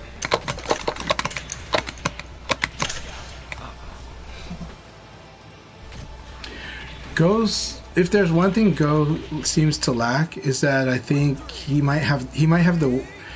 has a wall game, but he might have the worst wall game. Right, like everybody else. But the thing is, though, is that what Go has, though, is better. He just wins situation. Like, he has good damage in every situation. He's got amazing throws, right? He's got great throws on forward and back. He's got a good catch throw in the Tsukami. Then he's also got, like, he can play the neutral game. His mix-up game is good. Just simply, even though it requires hit confirming, that knee versus throw mix-up is really terrifying. So I'm gonna introduce that concept to you, what we call Nitaku, forced two-choice guess. Okay, I'm gonna introduce this concept as you have small Nitaku and big Nitaku. Small Nitaku is simply -6 and -7, right? And big Nitaku is -8 and -9. So what that means is you can use big attacks. So like your knee, for example, you can use your knee at +5, but technically you could even go bigger, right? Let's say, but let's start with the knee as the basis, and then you can look up the frame data later. When Leon does, I'm going to be like -8 if you block this. Now, if I try to fuzzy guard, that's not going to work if you throw. Like, just do a throw. Like, half circle forward throw, right? I can't fuzzy that. All Nitaku means is I can't fuzzy guard. So I can't be cheap and defend against your mid and throw mix-up. Like, I'm gonna have to just defend as best I can in a correct way, right? Like with guard throw escape or evade guard throw escape. Then, so you get to mix that up. But then, let's say, because you're doing throw now, then I can, you know, like, try to do like this. Like, try to throw me after the uppercut. Right? And that's my combo, right? That's what I'm going to do if I want to do what we call reverse Nitaku, which is kind of like, okay, I'm -8 after this situation, so I'm going to do launcher because I think you're going to throw. So then, what's your response then if you think I'm going to abari? We call that abari, right? You would use like the knee is one, yeah. But I think and even if I did like this, so what you're going to test your lab with is me doing this into jab, okay? So I'm going to do this, you're going to guard it, and I'm going to try to jab. My jab Leon's jab is fast though. He's one of the fast characters, 11 frames. So you're going to do, for my uppercut, which is -8, right? 8 plus 11 is 19 frame. You can do a 19 frame attack.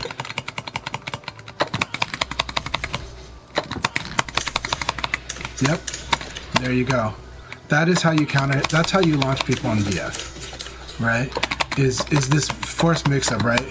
Because then you're just worried about that, right? Because for me, when I block that, I have the same situation, right? I think, what move is that for Go? This is 1P plus K. It's the 1P plus K? Yeah. Yeah. Yeah, and so the 1P plus K is minus 15, right? So I actually get to do damage against you, right? There's a hard one and then there's a good one. There's a high damage, but it's way too hard to do in real match. Even Japanese won't do it because Leon has like 4K. But generally we'll use eye poke into PK. Not as much damage. But if you do that move, then I can punish it with eye poke PK. So this is the Nitaku mix-up we get into, right? Yep, there you go.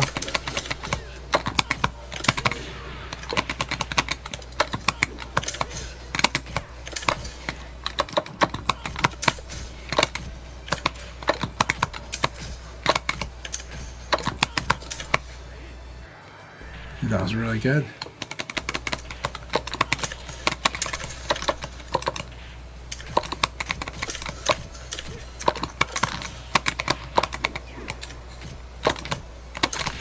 So, yeah, so you understand the Nitaku concept. It's a forced mix game just simply because we can't fuzzy guard, right? But it's really powerful because that's how you can score high damage on a player that's even better than you. Alright, we'll go ahead and fight. Go ahead and do a huge throw. Another one.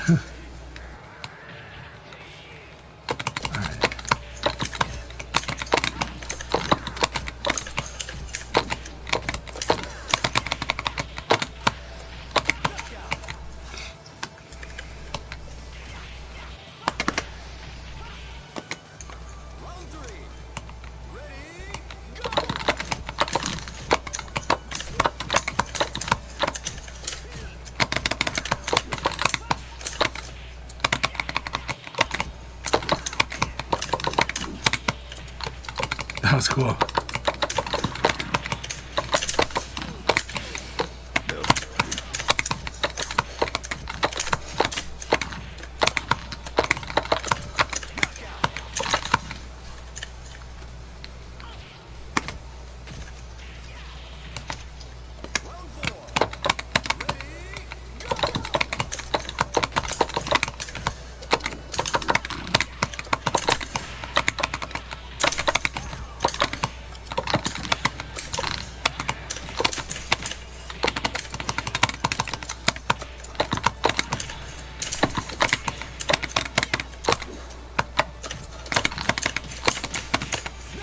Nice.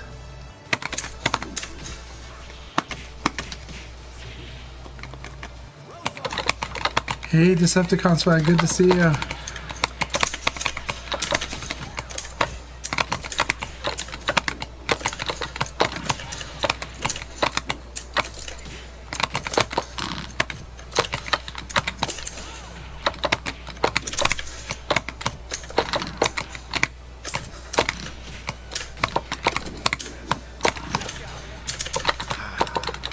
Games are going good. I'm just teaching or training VF with ttacoguy here and having a good time with it. All right, so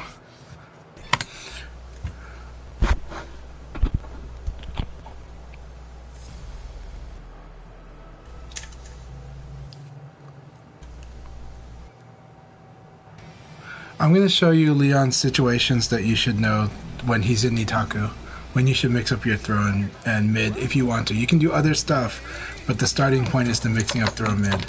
So if I do a single and I don't do the follow-up, then you can do that. There is also this. Now, that second kick is full circular, meaning you cannot evade it up or down, or back or front. It doesn't matter. You can evade the first part, but you can't evade the second one. So people fall for it because of that. But you should mix up throw and mid after blocking this one for sure. Yep. And then the most common, of course, is the uppercut, which we've already just done now. So this, you should totally do. Right? Same if I like this thing here.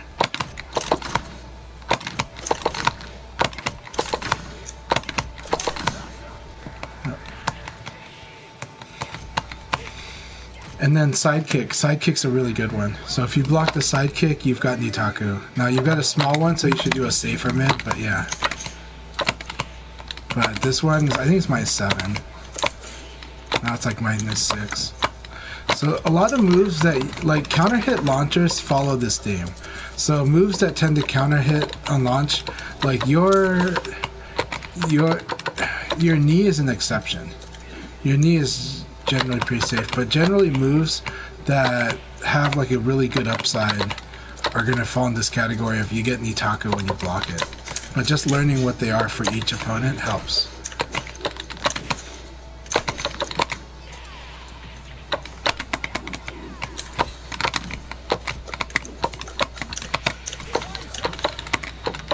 Alright, here we'll fight.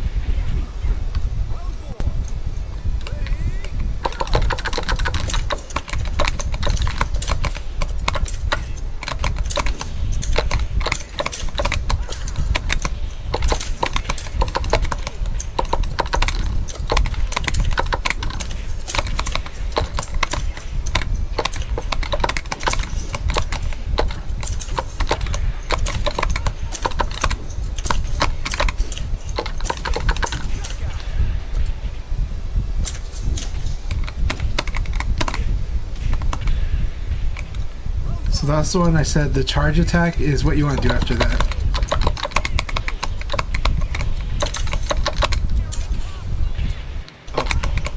So Leon, if your back is to the wall, forward is always the direction for escaping throws.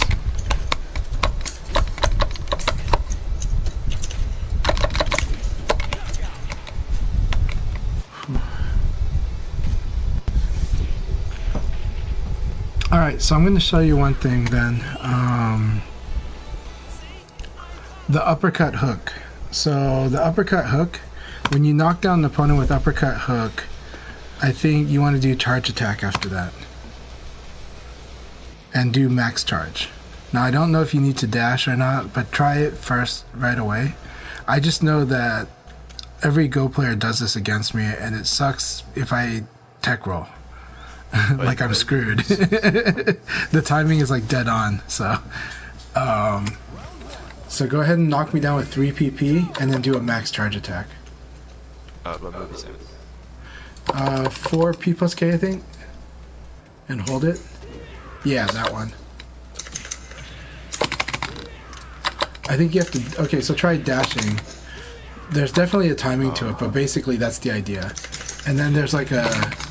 And then there's basically... Yeah, so pretty much that's the timing. And then you do 4-6P.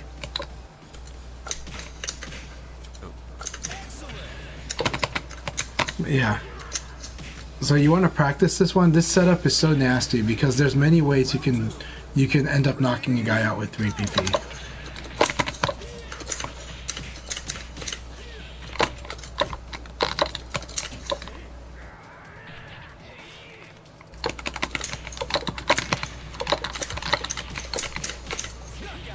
Excellent. So you know what the risks are for doing this normal slam down for your combo, right? The opponent can just frame tech roll that. And now I screw it up online. Offline I do it some of the time where I'm able to tech that and attack go right away. So that's why the mix up, the preferred combo finisher is the 4-6P plus K, P, and then 6P. And then the Okizeme situation, yeah, that one. That's the preferred one, and then you set up Okizeme from that. Something like 4-6K is a good Okizeme option because it'll beat like mid-rising attacks a lot. So 4-6K, I think. Is it 4-6K? The Sabaki one. Yeah, that one. That move, like that move is really nasty. It just beats a lot of stuff. But yeah, we'll try to find more tech for you and send you links to them so you can practice them. But you're doing great. I think we fast tracked you back into serious play. So, and I know it's overwhelming amount of information. So, the repetition is just to help, and I know it takes time. So don't feel bad if it's supposed to take time and repetition. What is this move? Like, what does it do? It should be like it should override mid kicks at the right frames though. So, yeah, like that. And there is a combo. Like I think you do the 1P plus K, but I'm not sure. I just know that there is like because it was a death blow. That's why I flew. But normally you get a crumple from that, so you get a combo after that. And I think it's the 1P plus K. That works too.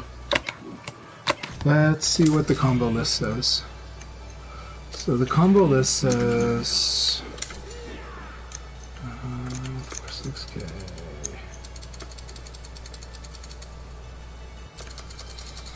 Successful Sabaki.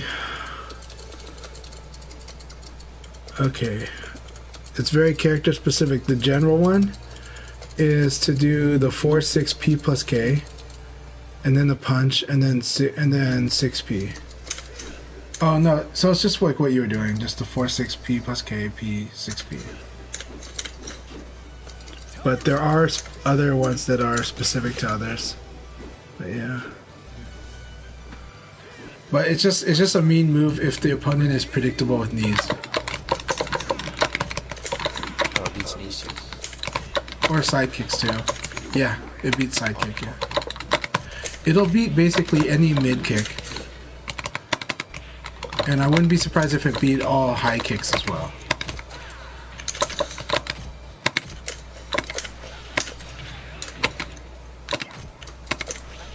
Yep, it beats side kick as well. So high kick and mid kicks, this thing just wins against them. You said this into... No, it's just the 4-6 people. It's just like the normal combo finisher. But it says, Oh, okay, no, yeah, it has higher damage stuff, but it's very detailed about which characters it's against. Leon, let me see.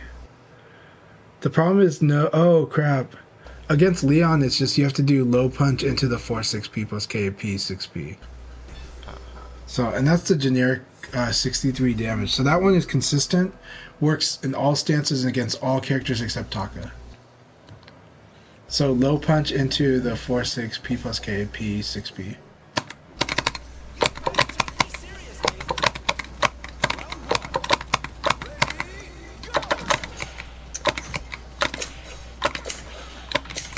Oh, I did. So low punch there.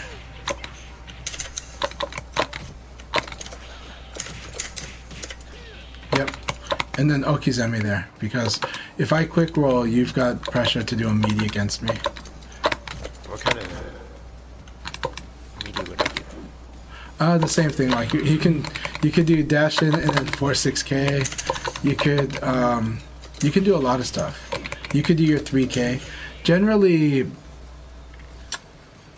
you're thinking about how they like to get up. If it's a rising attack, the conditions are easy.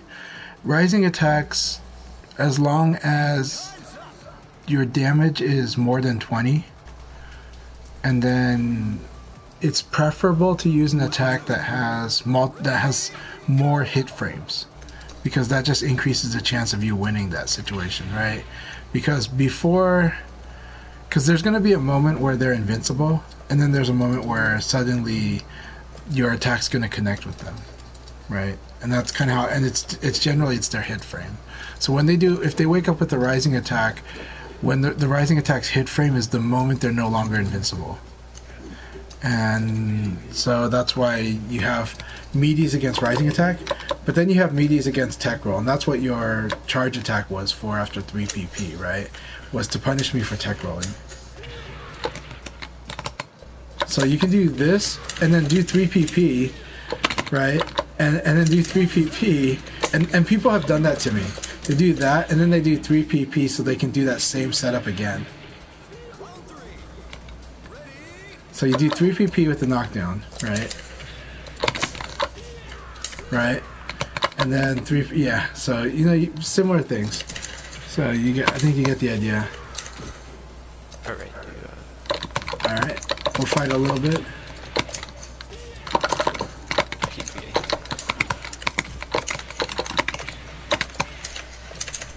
No, So, also, my advice, embrace the ring out. Embrace it. Don't be too greedy, but just kind of like accept it so you can be calm when you deal with it. People that are not calm dealing with it have a real disadvantage in this game. It's a real part of this game. You know, I think of walls as skill-based ring out.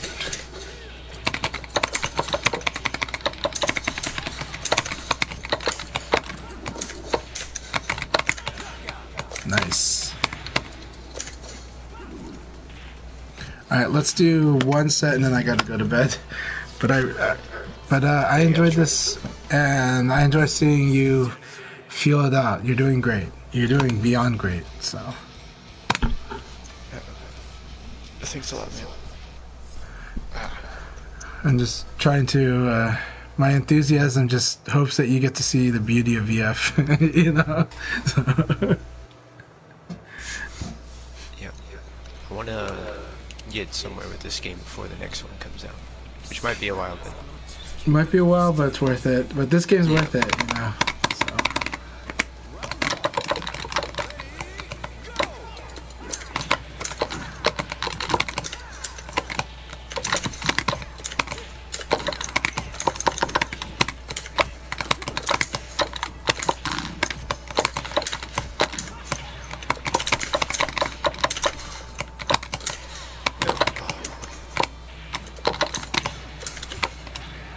Nice.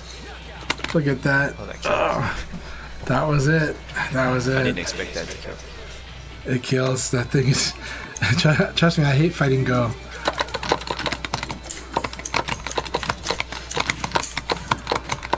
Nice delays.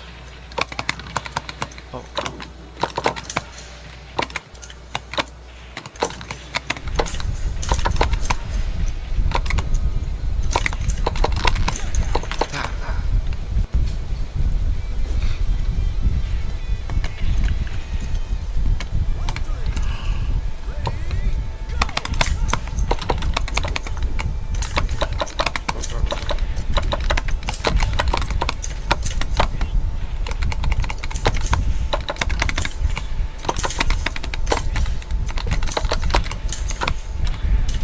Nice.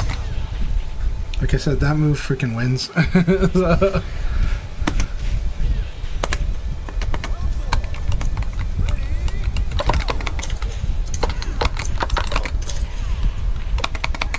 So the rule, that one you got to side roll, and you side roll by mashing guard and either up or down while holding up or down.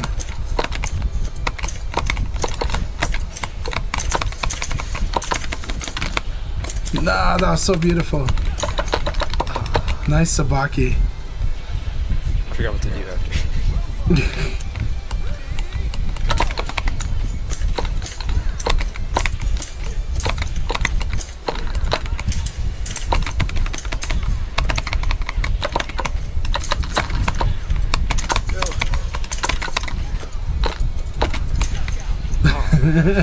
The ring out pressure got you.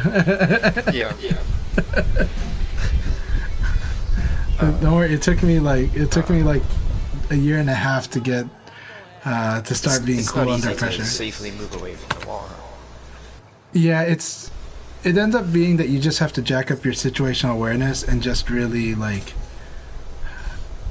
I don't know, for me it means I have to calm down and just try really hard to read it correctly. The hardest thing, actually the scariest thing with the ring out pressure is when someone just multiple dashes against you. See, in Tekken, Like when they just keep running, when they try to run you out of it, because you're just like, when do I attack? Because you're afraid you're gonna get hit. Like one of the strong players I fight against, he's good at seeing like when you actually hit a button. So like you just get screwed. Like he'll just go like this, you know, he'll just be like this, and you're just like, what? And the moment you hit a button, you lose, and you're like, why did I lose? You know. So.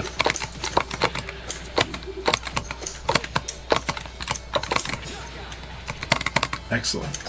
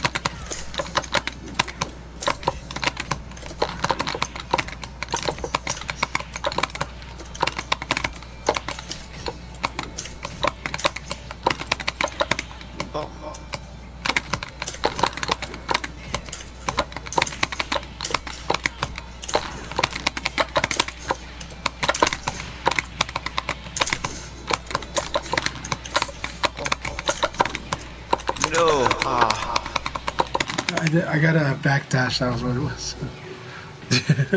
That was a really good good option, though.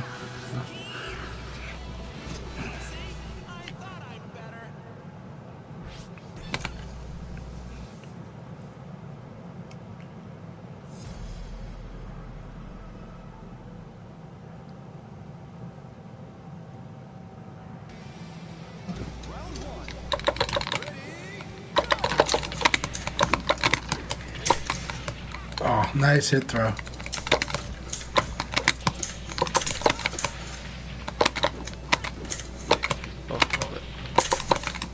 That's one of my tricks.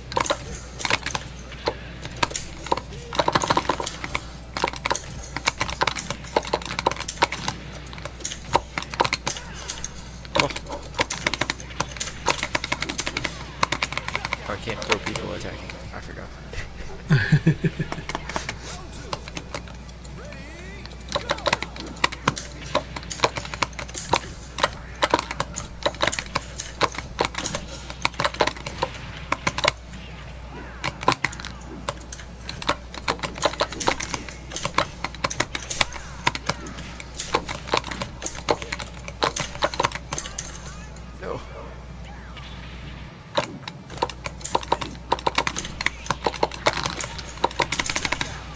No.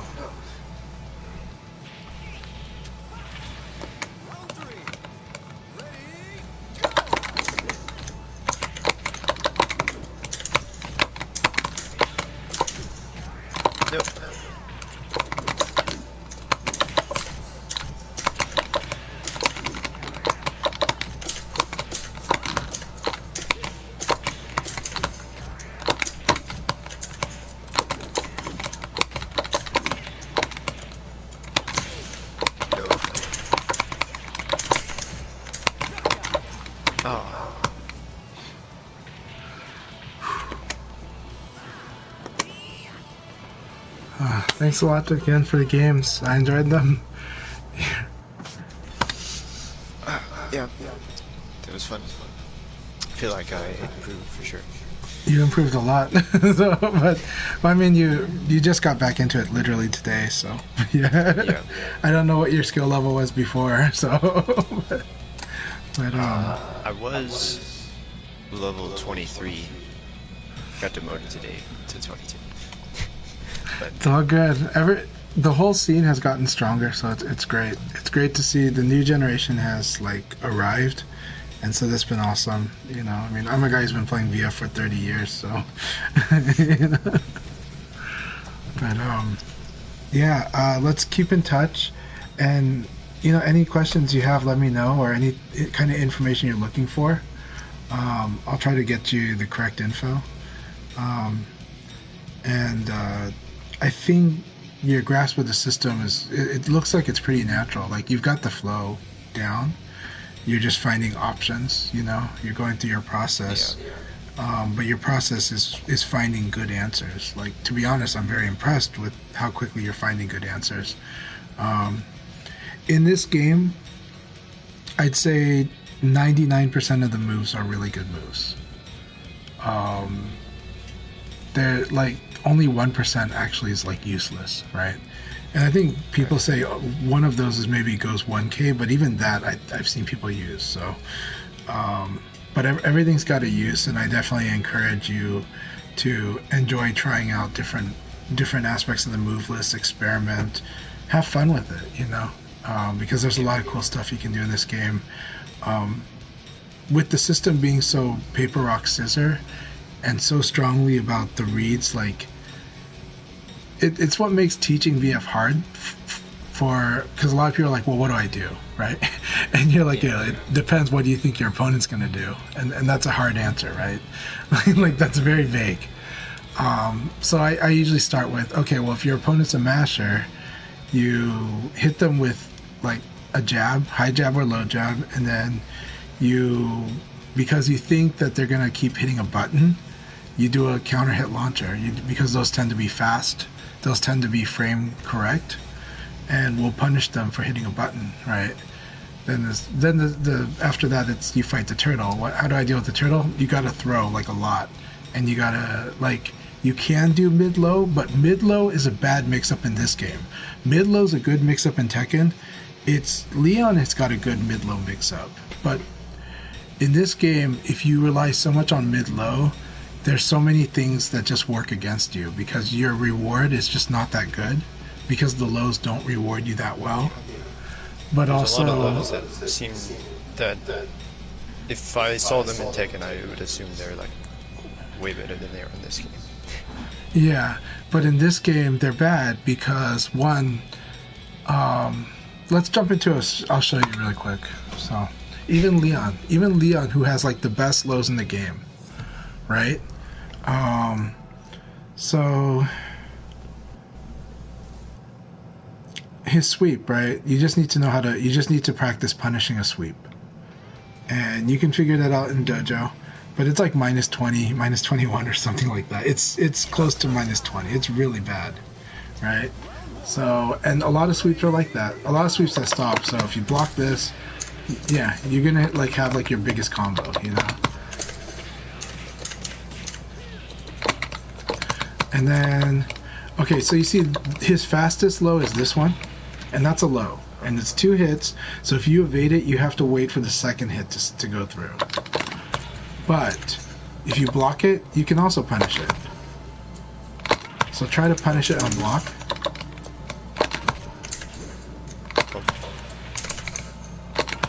Just hold 2G, yeah.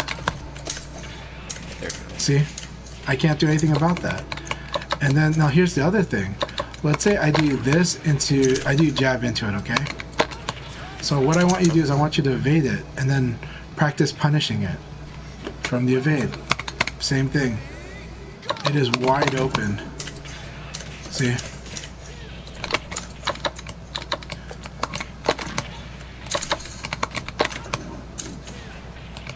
So you see how weak that is, right? The risk is really high. Now, I do have a reward if I counter hit you. That I don't have much of a reward if I normal hit you, as you saw.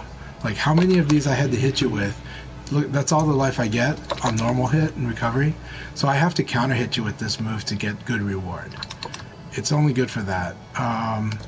It's cheap because it's low, but this game's philosophy does not want lows to be free damage, you know? And similarly, like if I hit you with that, like like I'm at a disadvantage. Most moves are like that. Like goes low kick, same thing. That's why you see me low punching right after after getting hit by like low pokes, right?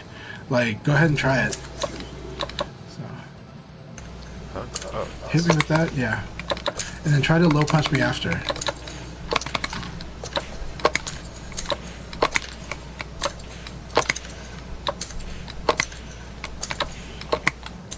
Right.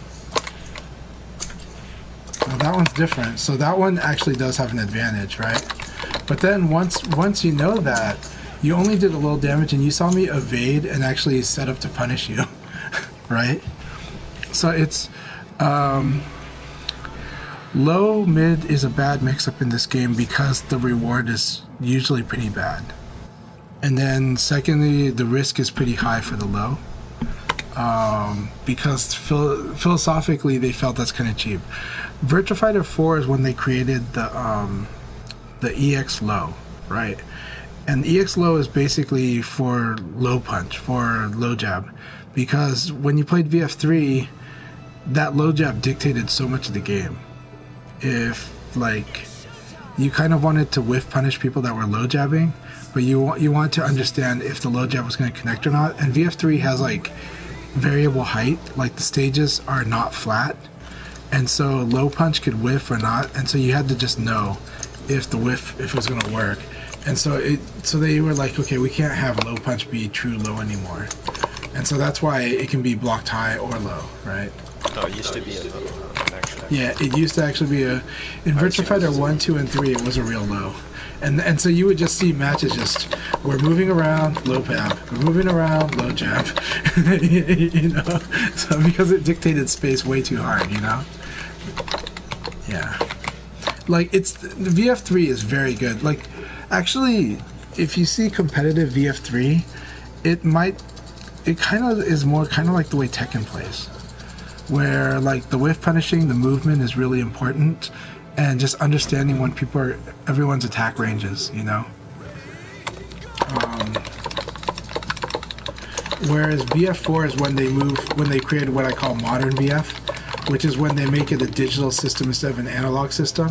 So that's where the evade changed to this system in VF4, when it's like, okay, like, yeah, so that's a habit you want to watch. Watch your opponent. When you block their low jab, what do they do, right? For me, I might do evade. So if I'm going to do evade, try to throw me after it, right? You might have to dash, but yeah. Right? Now, sometimes I told you I do try to fuzzy guard. But, you know, so I do fuzzy guard, then you can do that. But reading what people do off of a block low punch is a huge read. It's a really big read. It's one that will pay off dividends. But it is hard to see that low punch, right? When, like, earlier today when we first started and I did like low punch and the throw, like you all you saw was the throw, I bet, right? Yeah, like you were just like, he threw me, how did he throw me? Right? And it's because I went bam and then I threw you. You know? Similar like this, right? Throws are so fantastic. And so that's why it's like you get used to this, like, and so the high jab is just really good. So the thing is high jab is, in my opinion, the best poke in the game, but the hard counter is the low jab, right? So you just like, you think someone's gonna high jab, then you just low jab them, right?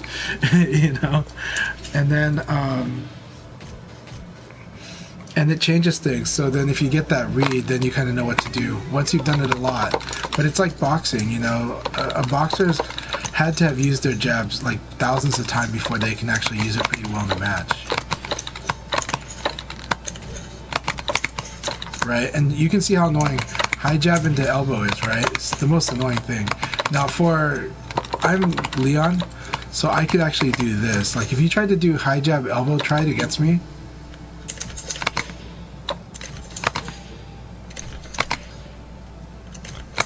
Oh, you're okay. Yeah, because of the 11 frame, but that is really hard to do. See, if I'm just slightly late, I'm screwed, right? But if I do that, then you just switch to high jab, low jab. But here's the principle of play I'm going to tell you. This is a reads-based game. Don't change it. Don't mix up yourself. What does that mean? If something is working, it is a natural tendency of our anxiety to tell us, oh, the opponent's going to switch at this moment. Usually there's evidence for when they actually do that. And that's what you follow. Like, your subconscious will catch it. But in general, don't mix up unless you, like, don't mix yourself up. If this is working, keep doing it. And then change after they make the adjustment. Change after they actually challenge it, you know? So similarly, you should use high jab into elbow. Again, even against Leon, Pai, Kage, and Eileen, like, you should use it anyways against them. And then when they actually do a high jab, now you switch to high jab, low jab. What's a good option to be high jab elbow? High jab elbow? Backdash. So here's the trick. The conditioning trick is you get your opponent really obsessed with the boxing. You really get them obsessed with the boxing. And when you feel like they're sufficiently obsessed, now you start using backdashes to punish them for it. So that's where it's like, I'm going to outskill you with this stuff. It's going to drive you nuts, right? Right? And this mix of throws is really going to throw you off, right? And then, you know, but then when I actually see you actually challenging me on this, then I'll actually start backdashing, but I haven't done that yet, right?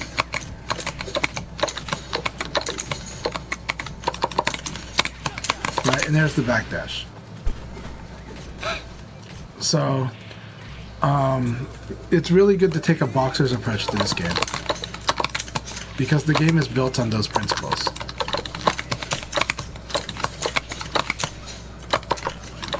That's so good using the up and down.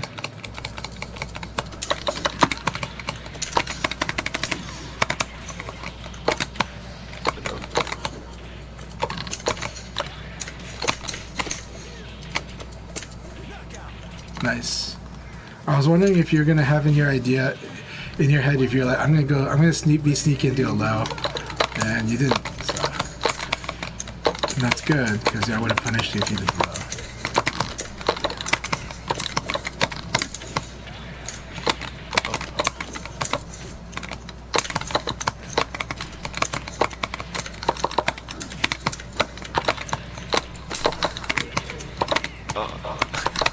So if someone does a charge attack, that's actually what to do. Okay, if I'm gonna do a charge attack, just like I'm gonna max charge this, evade. Yeah, just evade and wait, and then punish it.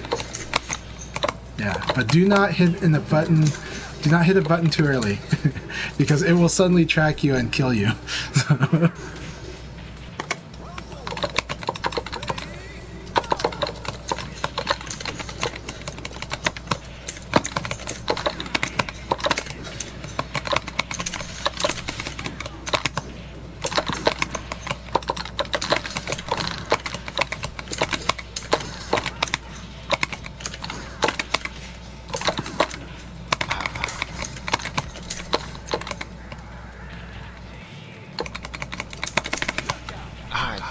I knew it.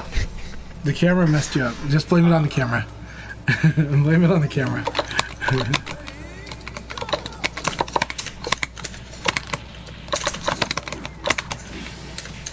You're like, screw that.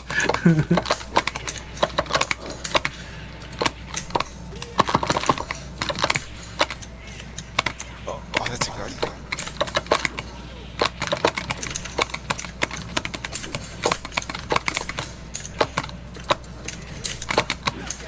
No. That was a really good game too. Really good game. just toe swept. So, I will say this: if in the next VF game, right, or if they even this game, if they made jabs like high jab and low jab 0 damage, they'd still be really strong.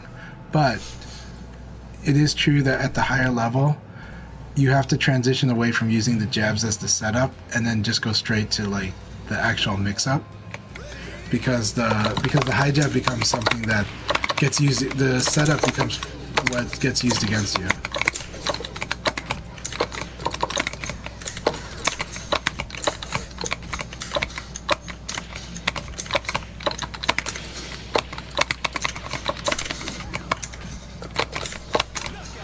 So that is punch kick punishable if I do the 6-6 KK. Yeah.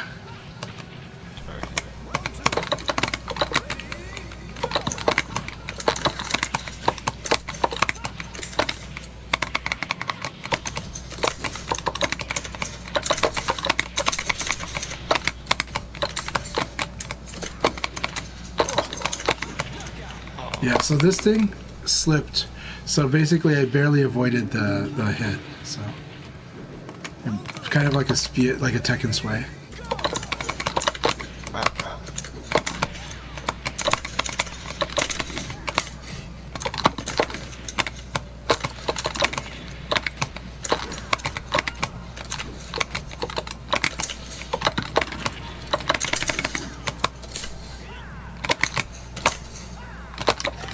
No. You're like, how did he guess? I just had a feeling. I was like, he's gonna do neutral, then it's gonna be back. So, I tried to do back both times. did you? Okay, I got lucky on the first. So,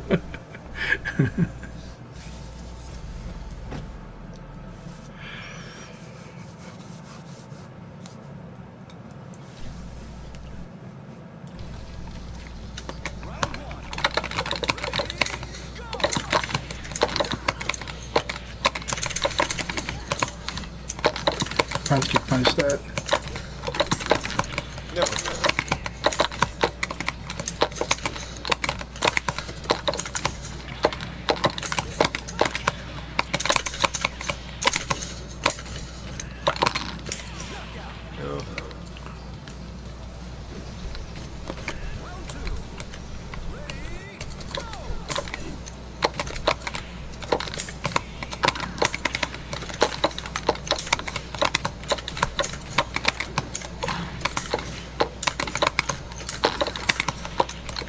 That was good.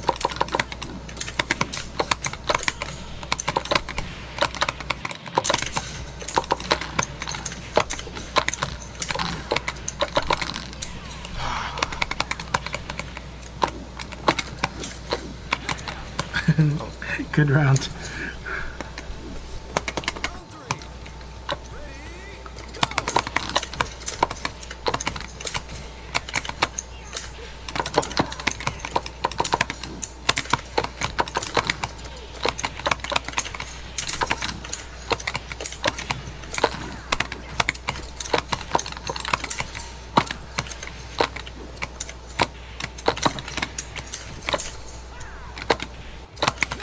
No.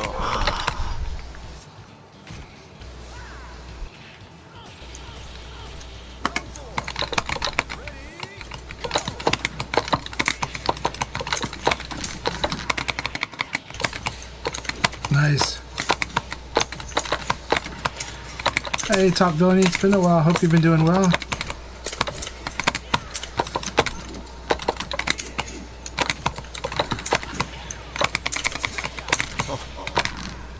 Very good game. Good set. So, you played that much better than the results look. All right, like you played that really, really well, and you're following along like a lot more than I would expect. So.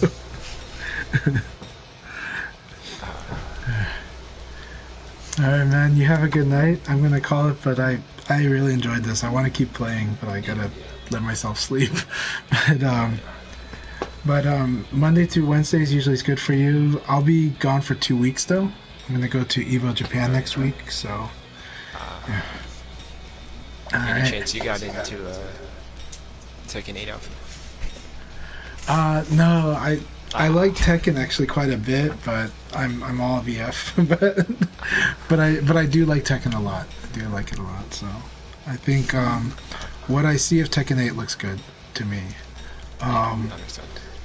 Well, I like where it sits on the spectrum. I think Tekken has this, and I like the direction they went because I think that is kind of what Tekken does good at, right? They're going on this a little more extreme on this like kind of rush / passive, right? They really want this kind of kinetic, almost like slingshotting back and forth, you know, but with some like crush, and then emphasize on the crushes. we'll see how it turns out, but it looks very interesting to me. So, Yeah. but for me, you know, the game I love playing is VF. I think you can kind of feel like the pace, right? Yeah. With a lot of Tekken players, when I do what we did at the beginning, where I said, okay, I'm just gonna do punch, elbow, throw. A lot of times their reaction is that this game is really fast, and like you know, it looks sluggish when you're a casual observer, but when you're trying to make those decisions up close, it's pretty fast, right? This game, it's fast, but not in the same way as Tekken, I feel like.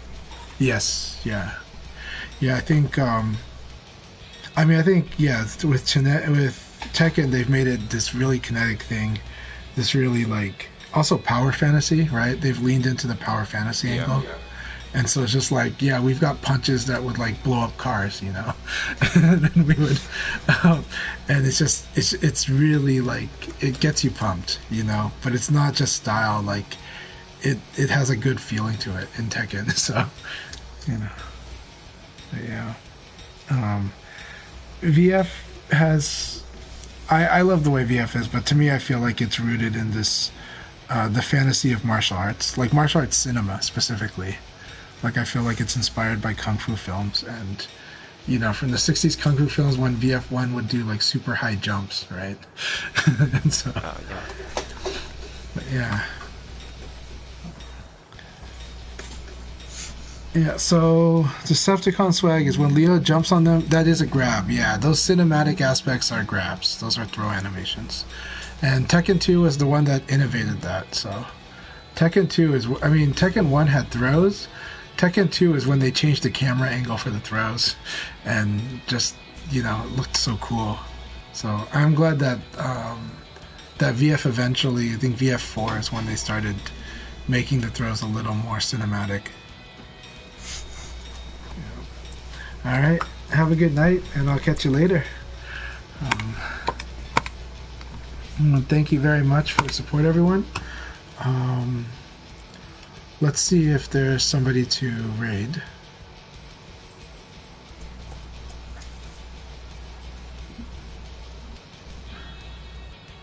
And I can't wait to have gigabit upload and download. That's going to be great because when my family's using internet, like it's, yeah, hopefully that'll solve the problem. We'll see.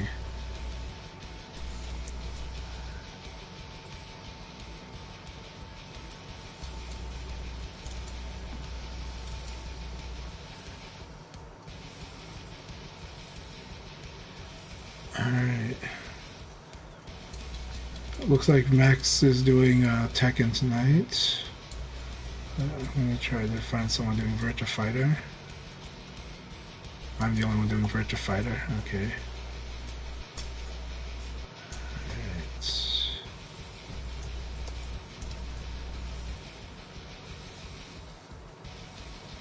Alright, we'll send it to Tokido. Why not? He's always playing. He started with Virtua Fighter. So.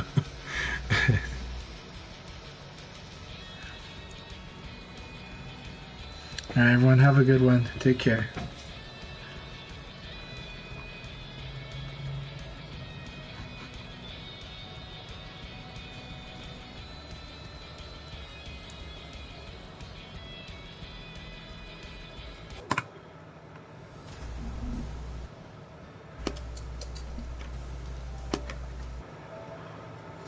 So yeah,